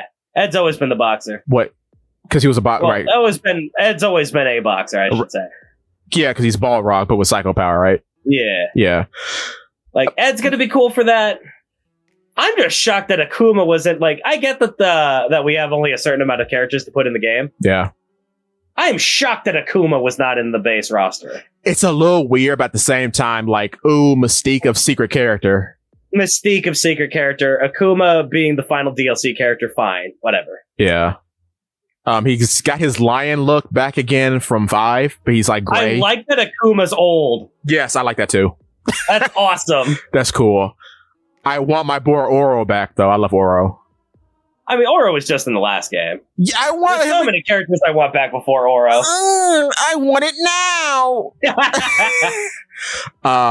You know who's not? We could go on about this for a while. You know who isn't ever in like any game, but is in like, I guess, art that Capcom has produced? Hmm? Other yoga guys besides Dawson. And Oro, yeah. Yeah. Huh. I would like Armika to come back, but she's probably not. Oh, Elena. Armika coming back would be cool. Elena coming back would be sick. Makoto needs to come back. She's like the most popular character. Where's Sean? Where is Sean, though? Facts. Basketball. Sean and Luke need to exist in the same game. They have the same energy. they would be amazing. And you b-ball on somebody? Oh my god. Harlem Globetrotters, baby. Could you imagine Sean, Luke, and Jamie existing in the same game? Yes. Oh my god. Oh, I want Laura to come back because I want to see how she looks in the RE engine. So it's Coomer. It's Coomer reasons, but yeah, I want her back. I mean, we put Sean's sister in the game. Where is Sean? Yeah.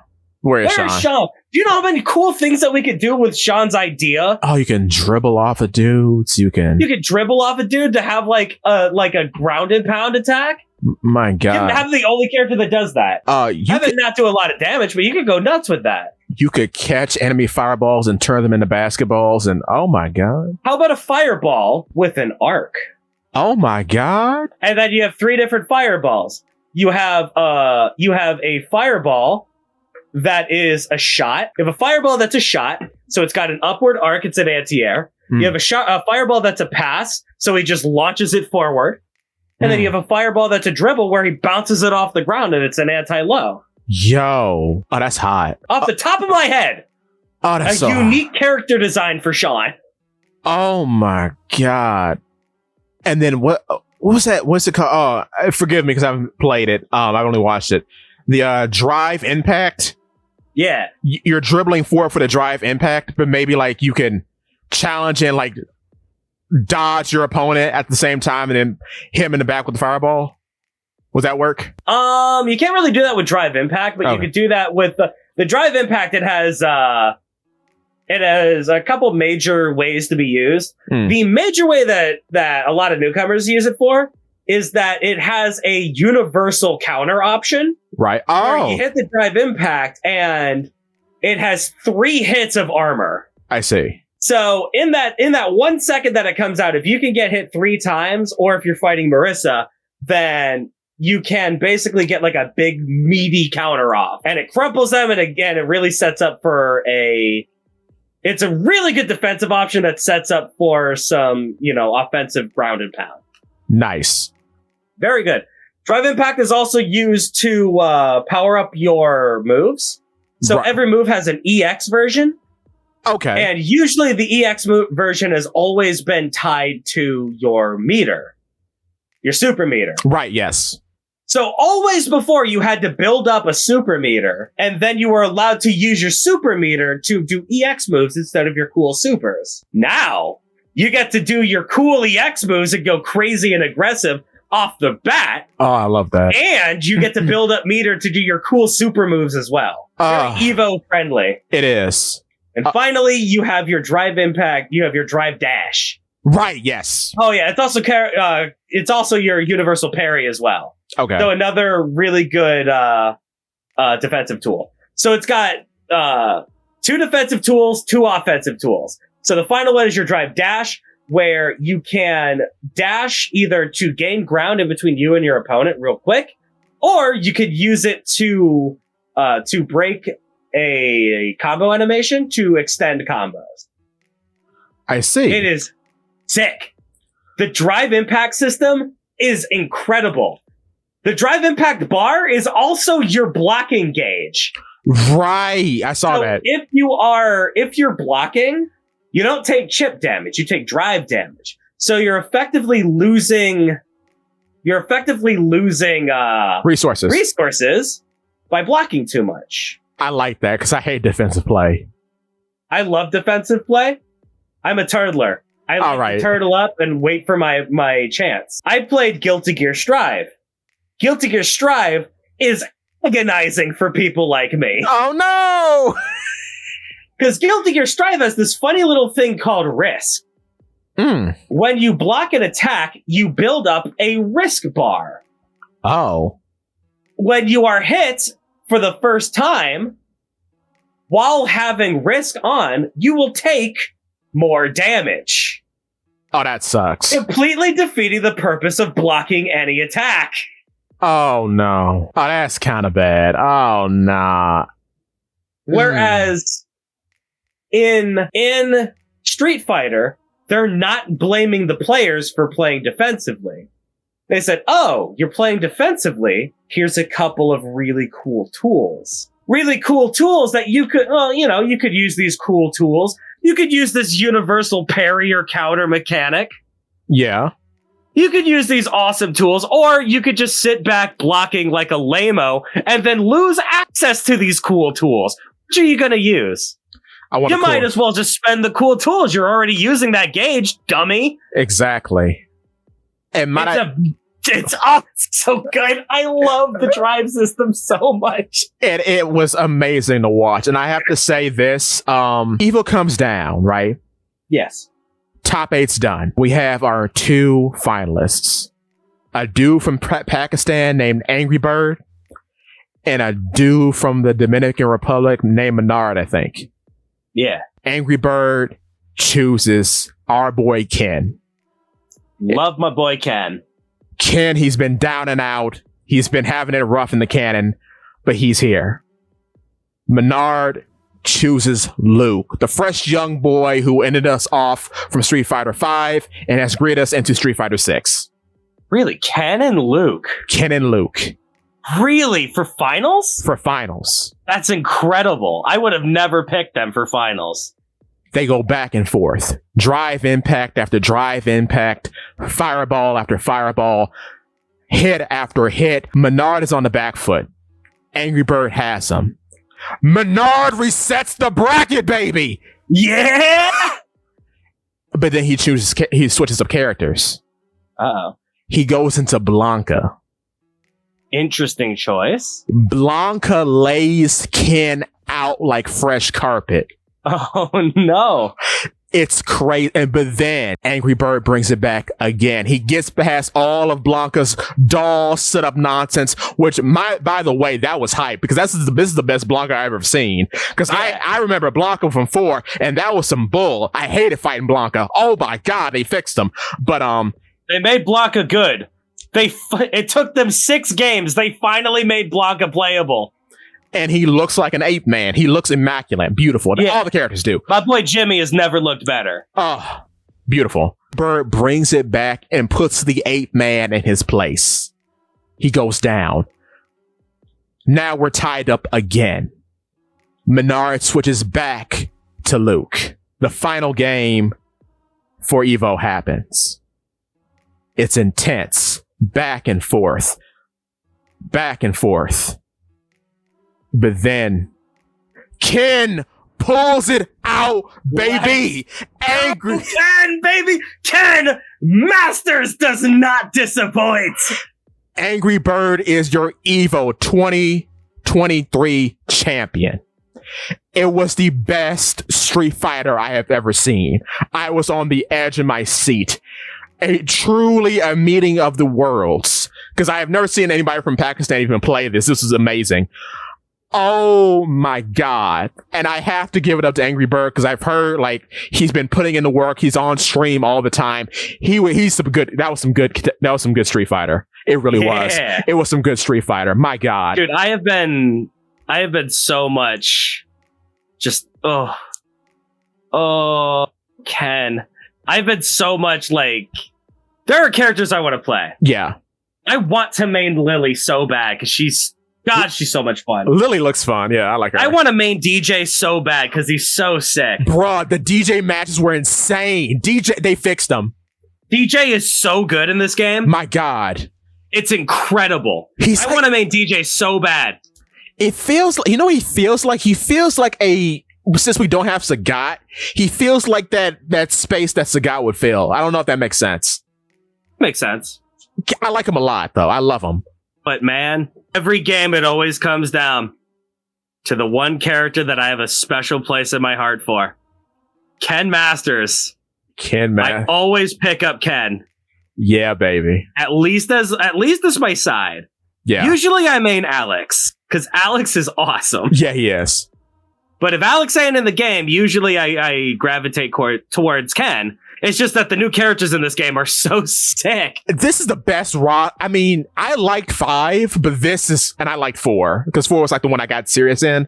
Yeah. But 6, goodness gracious. Everyone looks cool. I've really been looking at Juri a lot, because I've always wanted to play Juri and Chun-Li. And 4... Juri is easier than she's ever been. Have you seen some of the combos that she can do? I love her. She has a move that gives her access to what's called laddering. Oh. To where if you hit the buttons in just a certain order, you could just hit all the buttons. Oh, I love that. It's so sick. So basically, you could just hit all the buttons in order, and then she just gets a built-in combo. That's insane. Which is something every character needs. Yeah.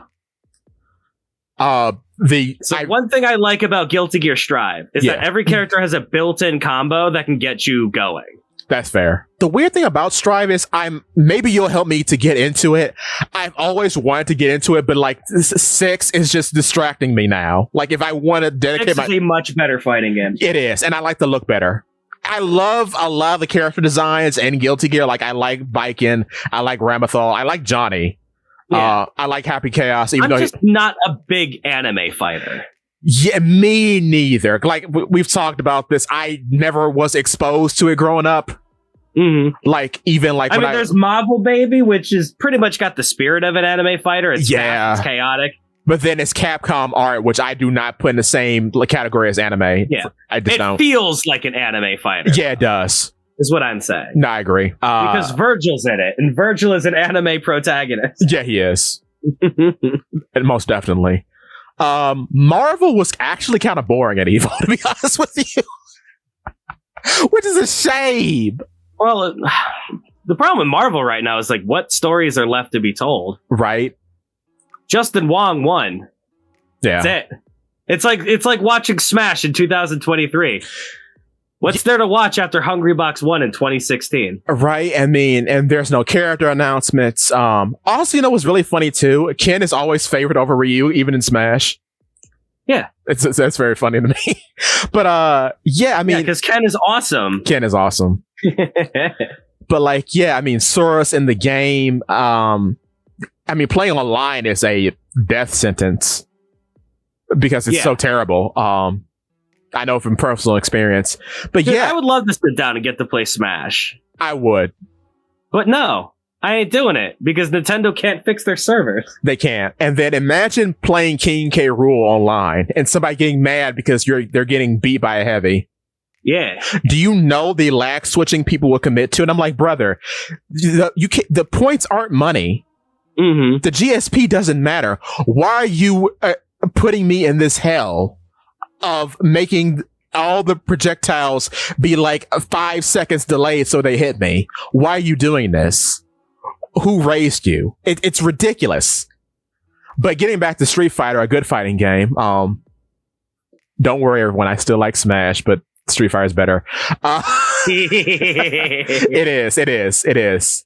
For all the Smash I like, Street Fighter can't be beat. I mean, dude, Street Fighter 6 is just such it's good. Pure goodness. It's so incredible. And I used to play Cammy back in the days of 4. Yeah. Cammy, I may just default. I'm trying not to. I may just default to play Cammy again. I mean, go with what you know, man. While you get used to the new systems. But I want Cammy, Jury, and Chun-Li because I never played Jury or Chun-Li, and I've always been interested. As far as like male characters, I kind of want to play DJ. Dude, DJ is so sick. I love DJ. Like, dude, I want to main DJ so bad. I spent 2 hours labbing his level 2. Nice. Because I want to get that rhythm down.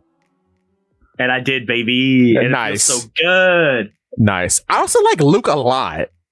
Luke is cool in this game. Luke is awesome. Like from 5, I did not like how he looked in 5. He was not designed for the 5 engine. No, he was not. He was designed from the ground up in this engine. Yeah. Jamie, he looks cool. I will not commit to the drinks. I'm not doing it. I love there's one reason why I want to learn how to play Jamie. Mm. And that is because it is possible to build Goro Majima in the game. Mm. And Jamie's fighting style is perfect for him. Oh, nice. And I want to play my Yakuza boy. That's fair. Oh, now we have the negative news. So Capcom Jams came on stage. It's Capcom's internal music division, right? Yeah. They start playing Street Fighter 6's theme. Then they switch to another tune completely. Teenage Mutant Ninja Turtles. Teenage Mutant. Yeah, buddy. We get Teenage Mutant Ninja Turtle costumes to put on our creative characters in Street Fighter 6 now. No, it's not a fighting game. It's just you get to put the costumes on your creative characters in Street Fighter 6. Okay. It's not the best. We got that in Injustice, so I guess we can't have it again, which... The negative news about that, even though they get their own kiosks and stuff, guess how much the costumes cost? Well, I wasn't buying them anyway, so... I'm not just taking yes. $10. No. Per costume. No. $60. It comes close to that if you buy everything. Okay. For each turtle costume, it's 750 fighter coins, which comes out to $15 a pop. Okay. For 4 costumes that are identical to one another, but are different colors. Well, who's gonna buy all 4? Who's gonna buy all 4? Somebody very sweaty. Yeah, let him buy it. I will not. If you want to spend $60 on 4 turtle costumes, go nuts, brother. I don't care. It's your money. And then it's like $5 a pop for the little masks you can wear, like the Donatello, like Yeah. I watched a YouTube video about this. I do share the concerns that this will trickle into the regular costumes for the regular characters in Street Fighter. That's what I worry about. Because I do not want to pay $60 to put a Beautiful Joe costume on Rashid again. But go on. By the end of Street Fighter 5, they have their championship edition. $20, upgrade your game. You get every costume, every character. That's fair. Usually they do something stupid like that. Yeah. Like Street Fighter 5, I'm pretty sure all the costumes you had to buy as well. Yeah, you did. But I think they were not with championship edition. So yeah, whatever. Yeah. It's not the worst thing in the world. Because the concern isn't there yet, and it may not exist at all. So it's kind of like, watch out for it, but no need to be alarmed yet. Yeah. I saw a costume for Marissa in which she just looks like the guy from Yakuza in a white suit, whose name is escaping me. Kiryu Kazuma, baby! She's dressed like that. I love that. Yeah, it's awesome. Marissa's wedding outfit. And that's her. Really? Yeah, it's sick. Oh my god. Okay. That's what she's gonna wear when she forcibly makes Zangief sign that contract. I heard Zangief is poopy in this game. I keep hearing that. Is What? he? I keep hearing it. What? Geef is incredible in this game. Okay. What are they talking about? Maybe in like the highest echelons of tournament play? Dude, Geef is incredible in this game. Fair. Geef has never looked better. And speaking about fighting games in general, I would. I was about to say, Diggy Dog, like, I hate to cut you off. No, go on. You know what the best thing about Zangief is in this game? Give it to me. Modern controls. I may be using those. Diggity Dog, you can pull off Zangief's throws with a single button press. Oh no. Oh yeah, baby. You're telling me this character is bad in this game? You're telling me Geef is bad in a game that has Drive Rush? That's what's weird. I guess because he's slow? I don't know. That's weird. I mean, it's because there are so many defensive options. It's hard to really focus on that strike to throw mix up. Yeah. Because you have a lot more universal tools to get out of it. Fair. Also, there are a billion different grapplers in this game, so that do their grapple thing in a much different kind of way. That's fair. Speaking about... Like, Geef is not going to be the best grappler in a game that has Manon in it. Yeah! Oh, I love her. See, that's another one I want to pick up, because she's just cool. She's cool. She's very cool. You know who I hope that comes back from Third Strike? Sean, baby! Sean, Alex. Now, this one character no one talks about, but he has been my favorite. Yes, Necro.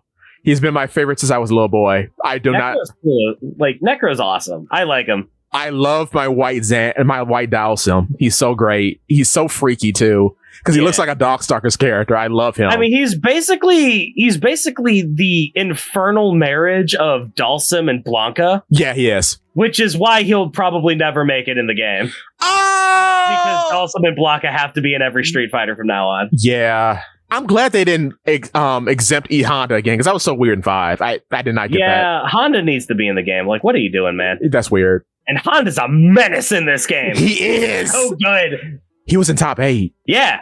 Honda's a monster. My God. Oh, I love him. He's great. Oh my God, the headbutt. Now speaking about Tekken for a second, I think I might get back into Tekken with 8, because I have 7, I just never touched it. Didn't touch 5, but I have 6. I'm going to touch 6. Yeah. 8, I'm liking it because of the DLC characters they came out with. There's this, I think someone's... I have Tekken 7. Okay. I don't know. But you first. No, you go on. Well, I'm cutting you off. Go on. Finish your statement. All right. I forgot the other DLC character that's coming out, but there's this new one. She's this coffee girl. Cool. She's a cartoon character that's hyperactive because she drinks a lot of coffee. And her whole stage was like this Pirates of the Caribbean stage in which the floor falls through. And then you're in like this pirate treasure trove fighting amongst the balloons on the floor. That sounds awesome. She's amazing too. I love her. And then her win pose is that she beats up the guy and she pulls out a cup of Colombian coffee and just drinks in front of you. Incredible. I love her. She's great. But go on. There's a certain block in my head that just keeps me from getting into 3D fighters. That's fair. The only one I've ever successfully gotten into is Soul Calibur. Yeah. Because Soul Calibur is just incredible. I love Soul Calibur. I hate that it hasn't been back. They chose Tekken over Soul Calibur. I wish they were both like because for a while that was the case. They were like at the same time. They were both just around at the same time. Yeah. And the last one was Greg's. It had 2B. It had Geralt. Had Noctis, baby! It had Noctis, true. Oh, wait, no. No, Noctis is in Tekken. Tekken's yeah. Noctis is in... Also, a dude from Walking Dead. Yeah, Negan in Mortal Kombat? No, in Tekken. He's in Tekken, okay. Which is weird. But then they had Geese and Akuma in Tekken, which was amazing. Which is awesome. Put them in Smash too. Could you, Nintendo, after you fix that terrible online? Thank you. Yeah. There's a lot more that I'd like to see Smash do before they add more characters. Unless it's Popeye, because add Popeye, you cowards. Yeah, I'm kind of with you on that. If there was ever a character. If there was ever a multimedia character, I know it would open the floodgates for Goku. Goku deserves to be in a Smash game. Goku is a video game character. I mean, Goku has been in Goku's been in like 300 video games, I think. Yeah. Like, let me see. How many Dragon Ball games are there? How many Dragon Ball games are there? 154 Dragon Ball games. Good Lord. So many of which are very iconic. Yeah. Oh, yeah. There was no announcement for Budokai 4, which I'm peeved. I want my Budokai 4. Well, they just announced it, so I don't care. I want it now. Still in pre-alpha. Come on. I want Moro. I was about to say, like, dude, they're still in pre-alpha. They have to design 500 characters. Because could you imagine if they put out Budokai 4 and it doesn't have all the characters from Budokai 3 and then also Super? We riot. Yeah. We riot, that's all. We just riot. It needs to be everybody. It needs to be... If there's going to be a cut, you know that Arale is going first. No, not my baby. That is not acceptable. Not my sweet baby girl. That is not acceptable in this time world. No. I can't have more bleakness. I need my Arale. But Budokai Tenkaichi 3 had like 300 characters. Plus we have to add all the characters from Xenoverse and Super and the Super movies. And the manga. And the manga. And Android 21. And probably even Heroes. And Yajirobe. And Hercule. Well, I'm saying all the characters from Tenkaichi 3. Yeah. Which they were part of. Tenkaichi 3 had like 300 characters. It was crazy. It was nuts. Speaking of which, I was thinking about a conversation we had at another point. Hercule is not in Fighters. Yeah. That is the most egregious thing. Yeah. I have ever, because I forgot. No, not him, not Yajirobe, not Tambourine, not Demon King Piccolo. Like, you are absolutely correct. There is no Dragon Ball representation. It's weird. Yeah. Because I was like, if you're going to put one character in Fighters, it's Hercule. Easily. He's been in every Dragon Ball fighting game. Every single one. Even Budokai 1, which shouldn't... Well, no, that covered Cell games. My bad. He should have been in it. Him, and then they had Great Saiyaman. Yeah. Which he is in Fighters as... He's technically in Fighters, yeah. Yeah, like Vidal's backup or whatever. Vidal has a woman's skin. He has special things for that, which is cool. That's nice. Yeah. Yeah. Like how they put Vidal in the game before Hercule, which is crazy to me. Unacceptable. I would love a One Piece fighting game from Arxis. That's not happening. There's one problem with making a One Piece fighting game. Yeah. One Piece's cast is too big. Yeah. You would have to start a One Piece fighting game with at least 20 characters. Yeah. 10 Straw Hats and 10 villains. Yeah. Or, that's a baseline of what you need. Or just a good Shonen Jump fighting game, which we have not had in decades now. Yeah. Because I would love to see Luffy on a team with, like, what are the kids like now?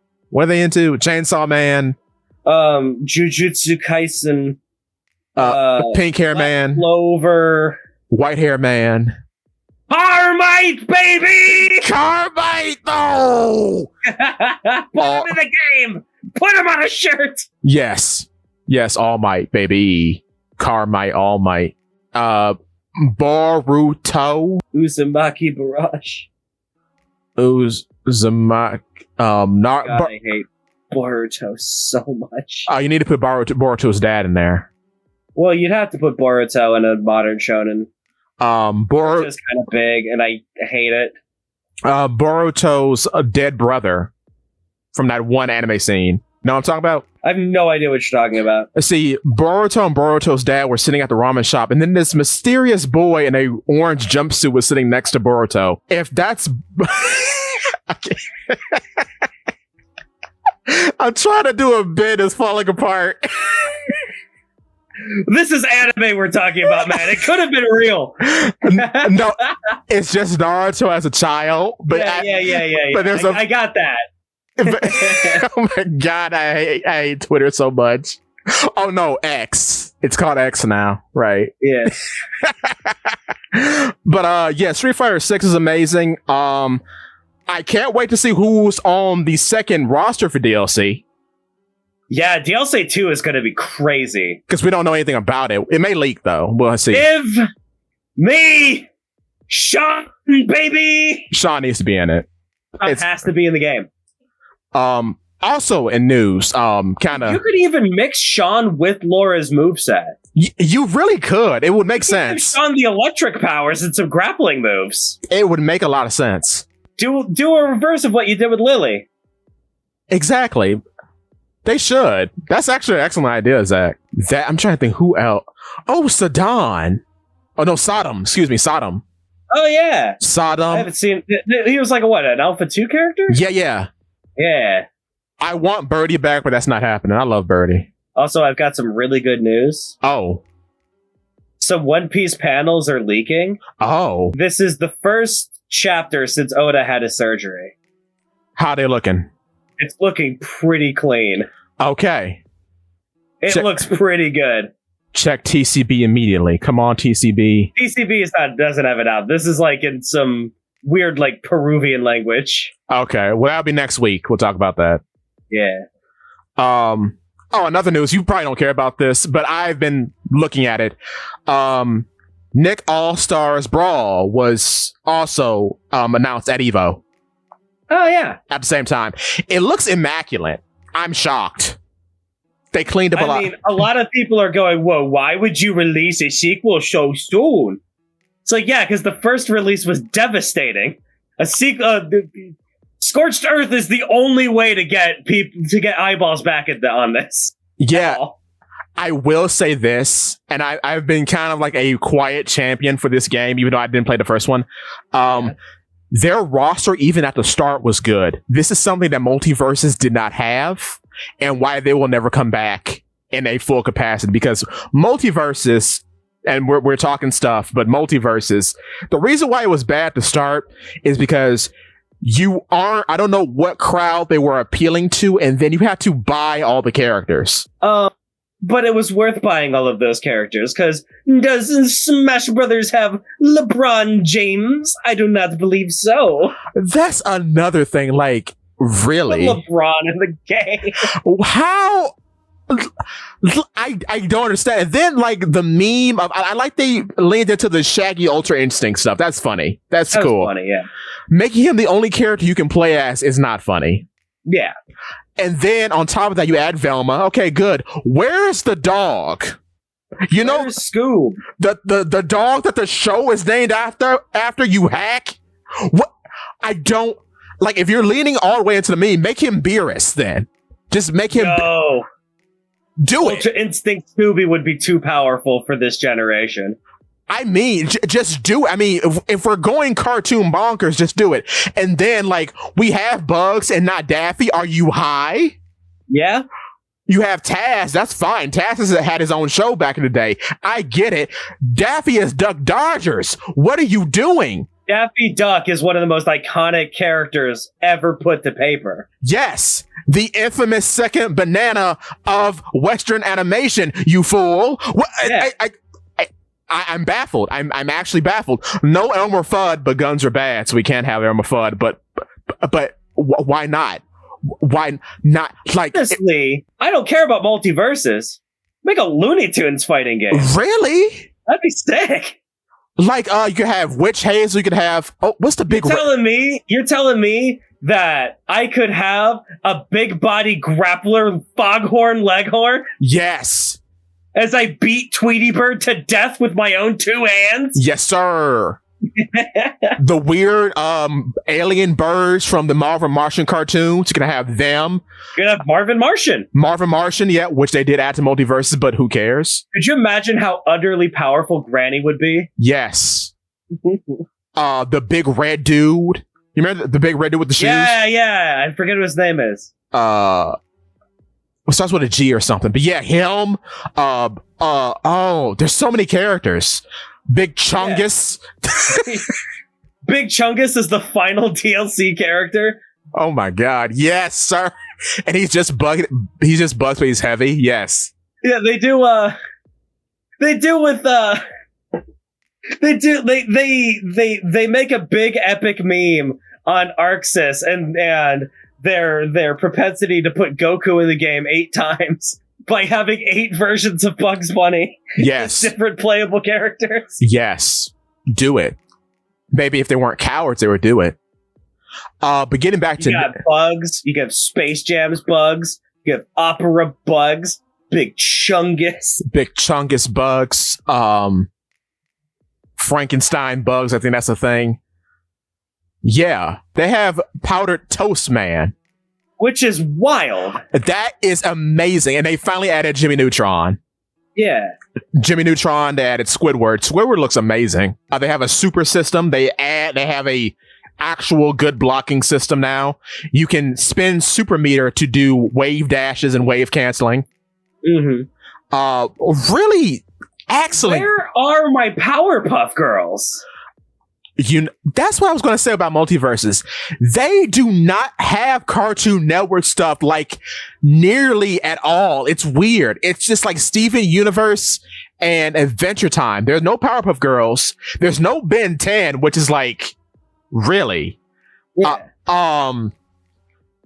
No Foster's Home for Imaginary Friends, no Chowder, no Gumball. You telling me you don't have enough budget to put in Captain Knuckles? No Captain Knuckles, no Captain Planet, no Samurai Jack, no Aku.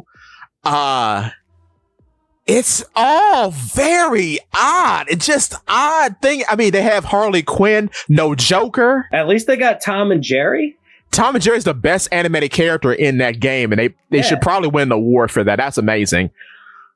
And that's like the most shining ovation of this game. Did they put Fred Flintstone in the game? No. Huh. No Hanna-Barbera, period. Well, Tom and Jerry. I mean, yeah, Scooby-Doo. Well, no, not Scooby-Doo. Just, Scooby-Doo as in the series. Scooby-Doo characters. Right, yeah. But very little Hanna-Barbera, which is weird. No Amazing Ant, no Jabberjaw, no Blue Falcon. No Mighty Mouse. No Mighty Mouse. No Dynamite. No Dexter's Lab. Like, what? Who was the superhero from Dexter's Lab? The other guy. Major Glory. Yeah. No Major Glory, no Infractable Crunk. It's just, it's weird. No superhero version of Monkey. No, yeah, a call in from Monkey. None of that. It's weird. No hot girl that hung out with call in from Monkey. Like it's strange. They have Gremlins.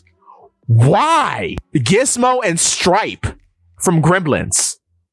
The movie where you put the water on the little guys and they turn evil, whatever. Gremlins, yeah. No Beetlejuice. Beetlejuice was... Yeah, Beetlejuice should be in the game. He was presumed to be in the game. He was hinted at. They have Iron Giant, which is cool. I like Iron Giant, but... I guess. Iron Giant doesn't feel like he should be in a fighting game. No, and then there are a lot of other big characters. Maybe there's like a stage. Yeah. They have Rick and Morty because, and then Pickle Rick was supposed to be an Echo Fighter or something, which I'm like, okay, enough. Okay, like it's not even funny, or maybe I'm too millennial to get it. It's not even a good joke. Well, the joke became the ironic enjoyment of the joke.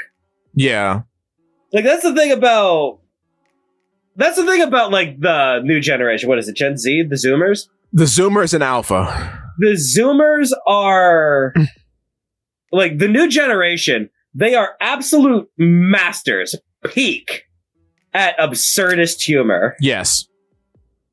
Remember the Grimace Shake meme? Yes. That was hilarious. That was fun. I enjoyed that a lot. That was phenomenal. But then it's kind of gross when corporations start to touch it and make it not good. Yeah, but that's the whole thing about it, because once corporations start touching it, then it's no longer funny. No. So they'll move on to the next thing. Exactly. Humor these days is less about things actually being funny and things being more transcendently funny, I guess. Yeah. It's more about the culture around funny than it is about funny, which is kind of interesting and wild and wacky. Yeah. Which is why Pickle Rick was so big, because it was really trying hard to be that. So the joke became, dude, people think this is funny for the world's smartest show. It's so stupid, Pickle Rick. And then eventually it became Szechuan Sauce Man screaming Pickle Rick at the McDonald's. But then I enter a Marshall's and I see a Pickle Rick blow up pool toy on the shelf. Yeah, and then awful. And then my eyes become dark. And I become the Joker, who is not in multiverses. So yeah. Like, the best joke I've ever seen on Pickle Rick was when it first started to become about the people who found it funny. It's like a layered joke. It's so nuts. Yeah. Just a video called Shipmaster Tells Arbiter about a show that he's watching. And it's Halo 2 with, I tell you this, Arbiter. He turned himself into a pickle. It's awesome. And it's hilarious. As you watch the light die from Arbiter's eyes as he realizes that his religion is a sham, as a man is laughing uproariously to Pickle Rick. It's great. Oh. But Nickelodeon All-Stars. They got Garfield, baby! They have... Now that's good. That's actually very good, because it's kind of like the same thing with the Pickle Rick thing, because Garfield was never funny, but the joke is about it being so unfunny that it starts to be funny again. Have you watched all those videos about what Garfield did to the internet? Yeah. Or what the internet did to Garfield? Yeah. When you start to search for Garfield, you find him everywhere. And what's scary about that is it's true, because he's in One Piece. Yeah. And I made a video realizing that, like, oh no, he's right. Oh god, no. Super Eye Patch Wolf saying, when alien life finds our planet, they will think that we worshipped Garfield as a god. And they would be right. Oh god. But there's a series of videos, I think, called Lasagna Cat. Yes, Lasagna Cat, thank you. Those are great. Videos. Those are great. Tastic all the way through. I like the one... Well, I like all of them. I don't even have a favorite. Yeah. But great. So I'm happy he is in a fighting game fighting SpongeBob. SpongeBob. Did they at least have the balls to put XJ9 in it? She was in the first one. Oh, thank God. Okay. See, that's what I'm talking about, though. They at least get it. There's an understanding. Where is Tommy Pickles? I don't think he'll ever be in the game. Nah. They could put Stu in it, though. That'd be funny. That'd be very funny. And one of his specials is mixing chocolate pudding. Indeed. They have Reptar, which is great.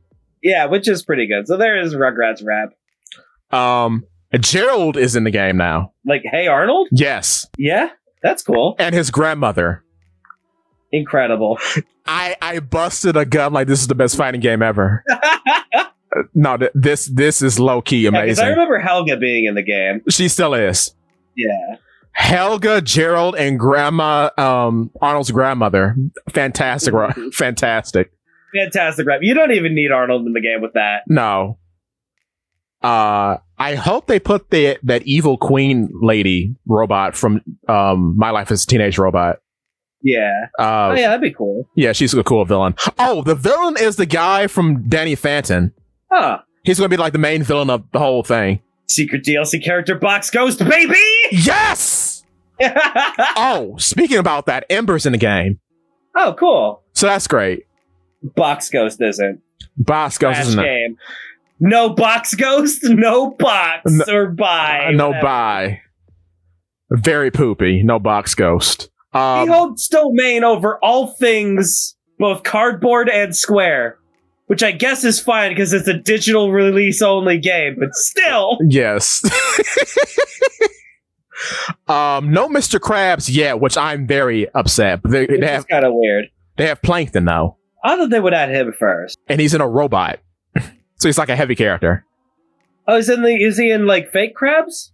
Robot? No fake crabs. It's like a plankton Fake robot. Plankton. Okay, that makes sense. Okay. It's real plankton in a robo plankton suit. Okay.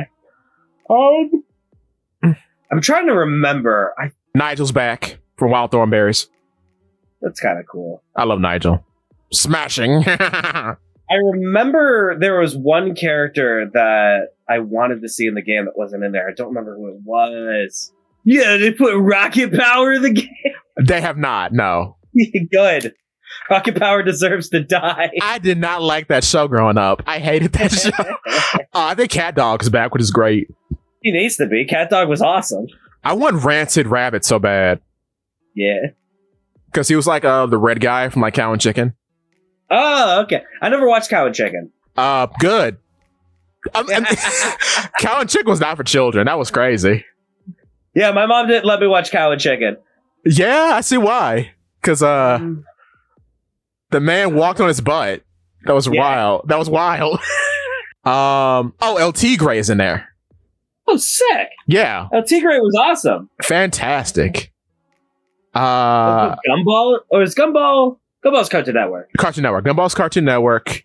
All four turtles are back. Yeah, they're all back. They're all in the game now because the first one did not have them. They have all four turtles in April. April looks amazing. They really upgrade her model. Shredder, not confirmed to be back, but probably. Did they put Doug in the game? Doug is Disney now. Doug is Disney. Yeah, it's true. I'm trying to think. Ren and Stimpy as Powdered Toast Man. And Rocko's Modern Life. Ren and Stimpy's in the game. Rocco's in the game. Rocko's in the game. Sick. I want Big Head, baby! They put the Angry Beavers in the game? Yes, they did. Nice. They're in 2. That was one of my top picks. I think that's who I was incensed about not having in the game. Norbit and Daggett are a duo character. Boys! Yes, sir. No Heifer, not yet, anyway, from Rocco. You know what? I never liked the show, but I know a lot of people a little bit younger than me who practically worship this show back in the barnyard. They should. They should put the weird cow. Yeah, either the weird cow or the weird prepubescent teen boy. Oh yeah, that's right. Yeah, all the memes are about or Biggie Cheese, baby. Yeah, Biggie Cheese. I hate that he's a male cow and he has udders. I do not like that. Absolutely disgusting. Oh, what was that? Okay. Oh yeah. Azula. They picked Azula. It's kind of cool. Not Zuko. Azula. That's. Well, we already have 2 protagonists. And Toph. Avatar. And Toph, so 3. Yeah, 3 protagonists. We need 1 antagonist, and Azula is who you choose for that. Yeah, because she got more screen time than Fire Lord Ozai, I think his name. Yeah. Let me see. Who else? Keenan and Kel, baby. They should. Honestly. Drink and drop in the game, baby. I would fall over. In amazement. Amanda. Yeah, I was about to say, could you imagine they put Miranda Cosgrove in every one of her iterations in the game? Penelope Tate, Amanda's #1 fan, please. Yo. Oh no, Kablam. Remember Kablam? I don't think. The comic book guys? Yeah, I remember Kablam, yeah. I was about to say, I don't think they're in the game. No, they're not. They're not. Okay. That'd be sick, though. People want Timmy. I don't want Timmy. Put iCarly in the game. I'd melt. You know what? Put Ariana Grande in the game. Yo! No way! A mouth agape. Could you imagine? Awesome. What a crossover. Jorgen von Strangle. Is he not in the game? There is no Fairly Odd Parents representation yet. Oh, right, because Butch Hartman's really weird about that. Which But no, they got Danny Phantom. Right. So, I mean, I don't know how it's working. They got Danny Phantom and Ember. So that has to be coming. But if you ask me, do not do Timmy, do Crimson Chin, do Crash Nebula, do Jorgen. And then who's the big strong male fairy guy? That's Jorgen. No, the other one. The Latin guy that was into Wanda. Oh yeah, him. Put him in.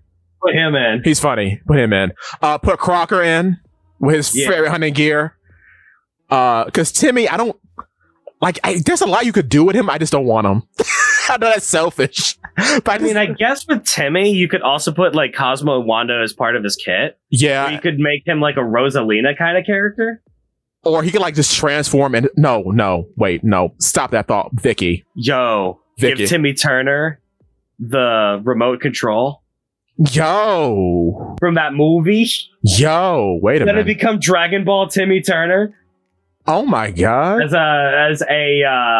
As like a Final Smash kind of deal. That'd be hot. That'd be sick. You could turn him into Clef. I can't believe it. We put Ned's Declassified in the game. From Jimmy, put Ultra Lord in the game.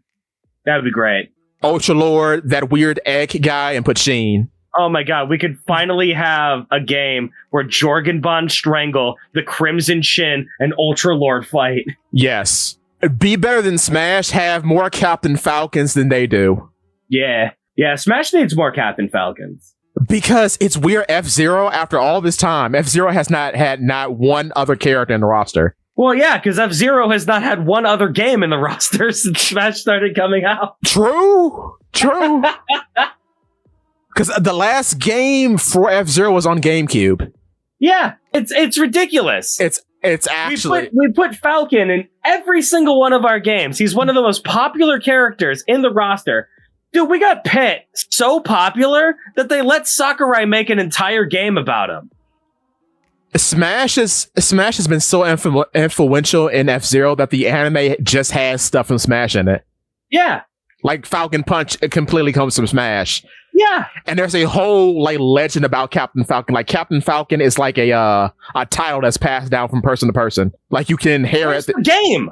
Exactly. Where is it? I don't care about the anime. Where's the game? Where is the game? Where is Black Shadow? Where is Deathborn? Deathborn is so cool. Have you seen Deathborn? Nah. Look him up. Deathborn from F-Zero. He's just Darth Vader. He's amazing. Incredible. Oh my god. He like casts lightning. Oh, he's cool. I just want to know where the game is. Where is the game? Where is my character action game about Captain Falcon? Yeah, where's the Smash clone that is only Captain Falcon? Where I can drive over people with my car. Where is F-Zero? More importantly, where's the Forza clone that's only Captain Falcon? Because they are so weird about Need for Speed F-Zero would be so good. It would be good. But hey, open world driving game featuring the high speed nonsense of F-Zero. Oh, it would be amazing because like they don't really do anything else outside of Mario Kart. Yeah. I got some sales numbers though. ARMS did do well, surprisingly. It's so weird that they don't have any driving games outside Mario Kart. It's weird. Because not only do we have the incredible F-Zero series that we could be milking immensely, we are sitting on the #1 best ever Kirby game ever produced by man's hands. Where on earth is Kirby's Air Ride 2? Thank you. Where is it? You don't even put it in Mario Kart. It's just there.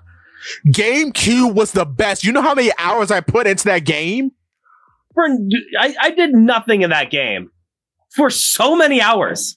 Oh my god. I drove around a city for no reason other than it was fun. Yes. For so long. City Trial was the best. It was amazing. Oh my god. That's why I don't let anyone talk crap about GameCube. GameCube was immaculate. My GameCube God. had so many good games. So It's many. insane. So many. That's why I do not get. They have not touched. The only time they ever touched anything Kirby Air Ride like is in Smash 4, the 3DS version. Yeah, with the items. Right, and that's it. And I'm like, dog, we're suffering. Where is the game? Where is the game?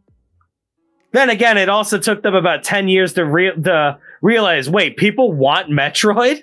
Which my eyes hollow out. Oh, Like we went from the Game Boy Advance to a 3DS remake that was supposed to fail, that they only made because AM2R got buzz. yeah.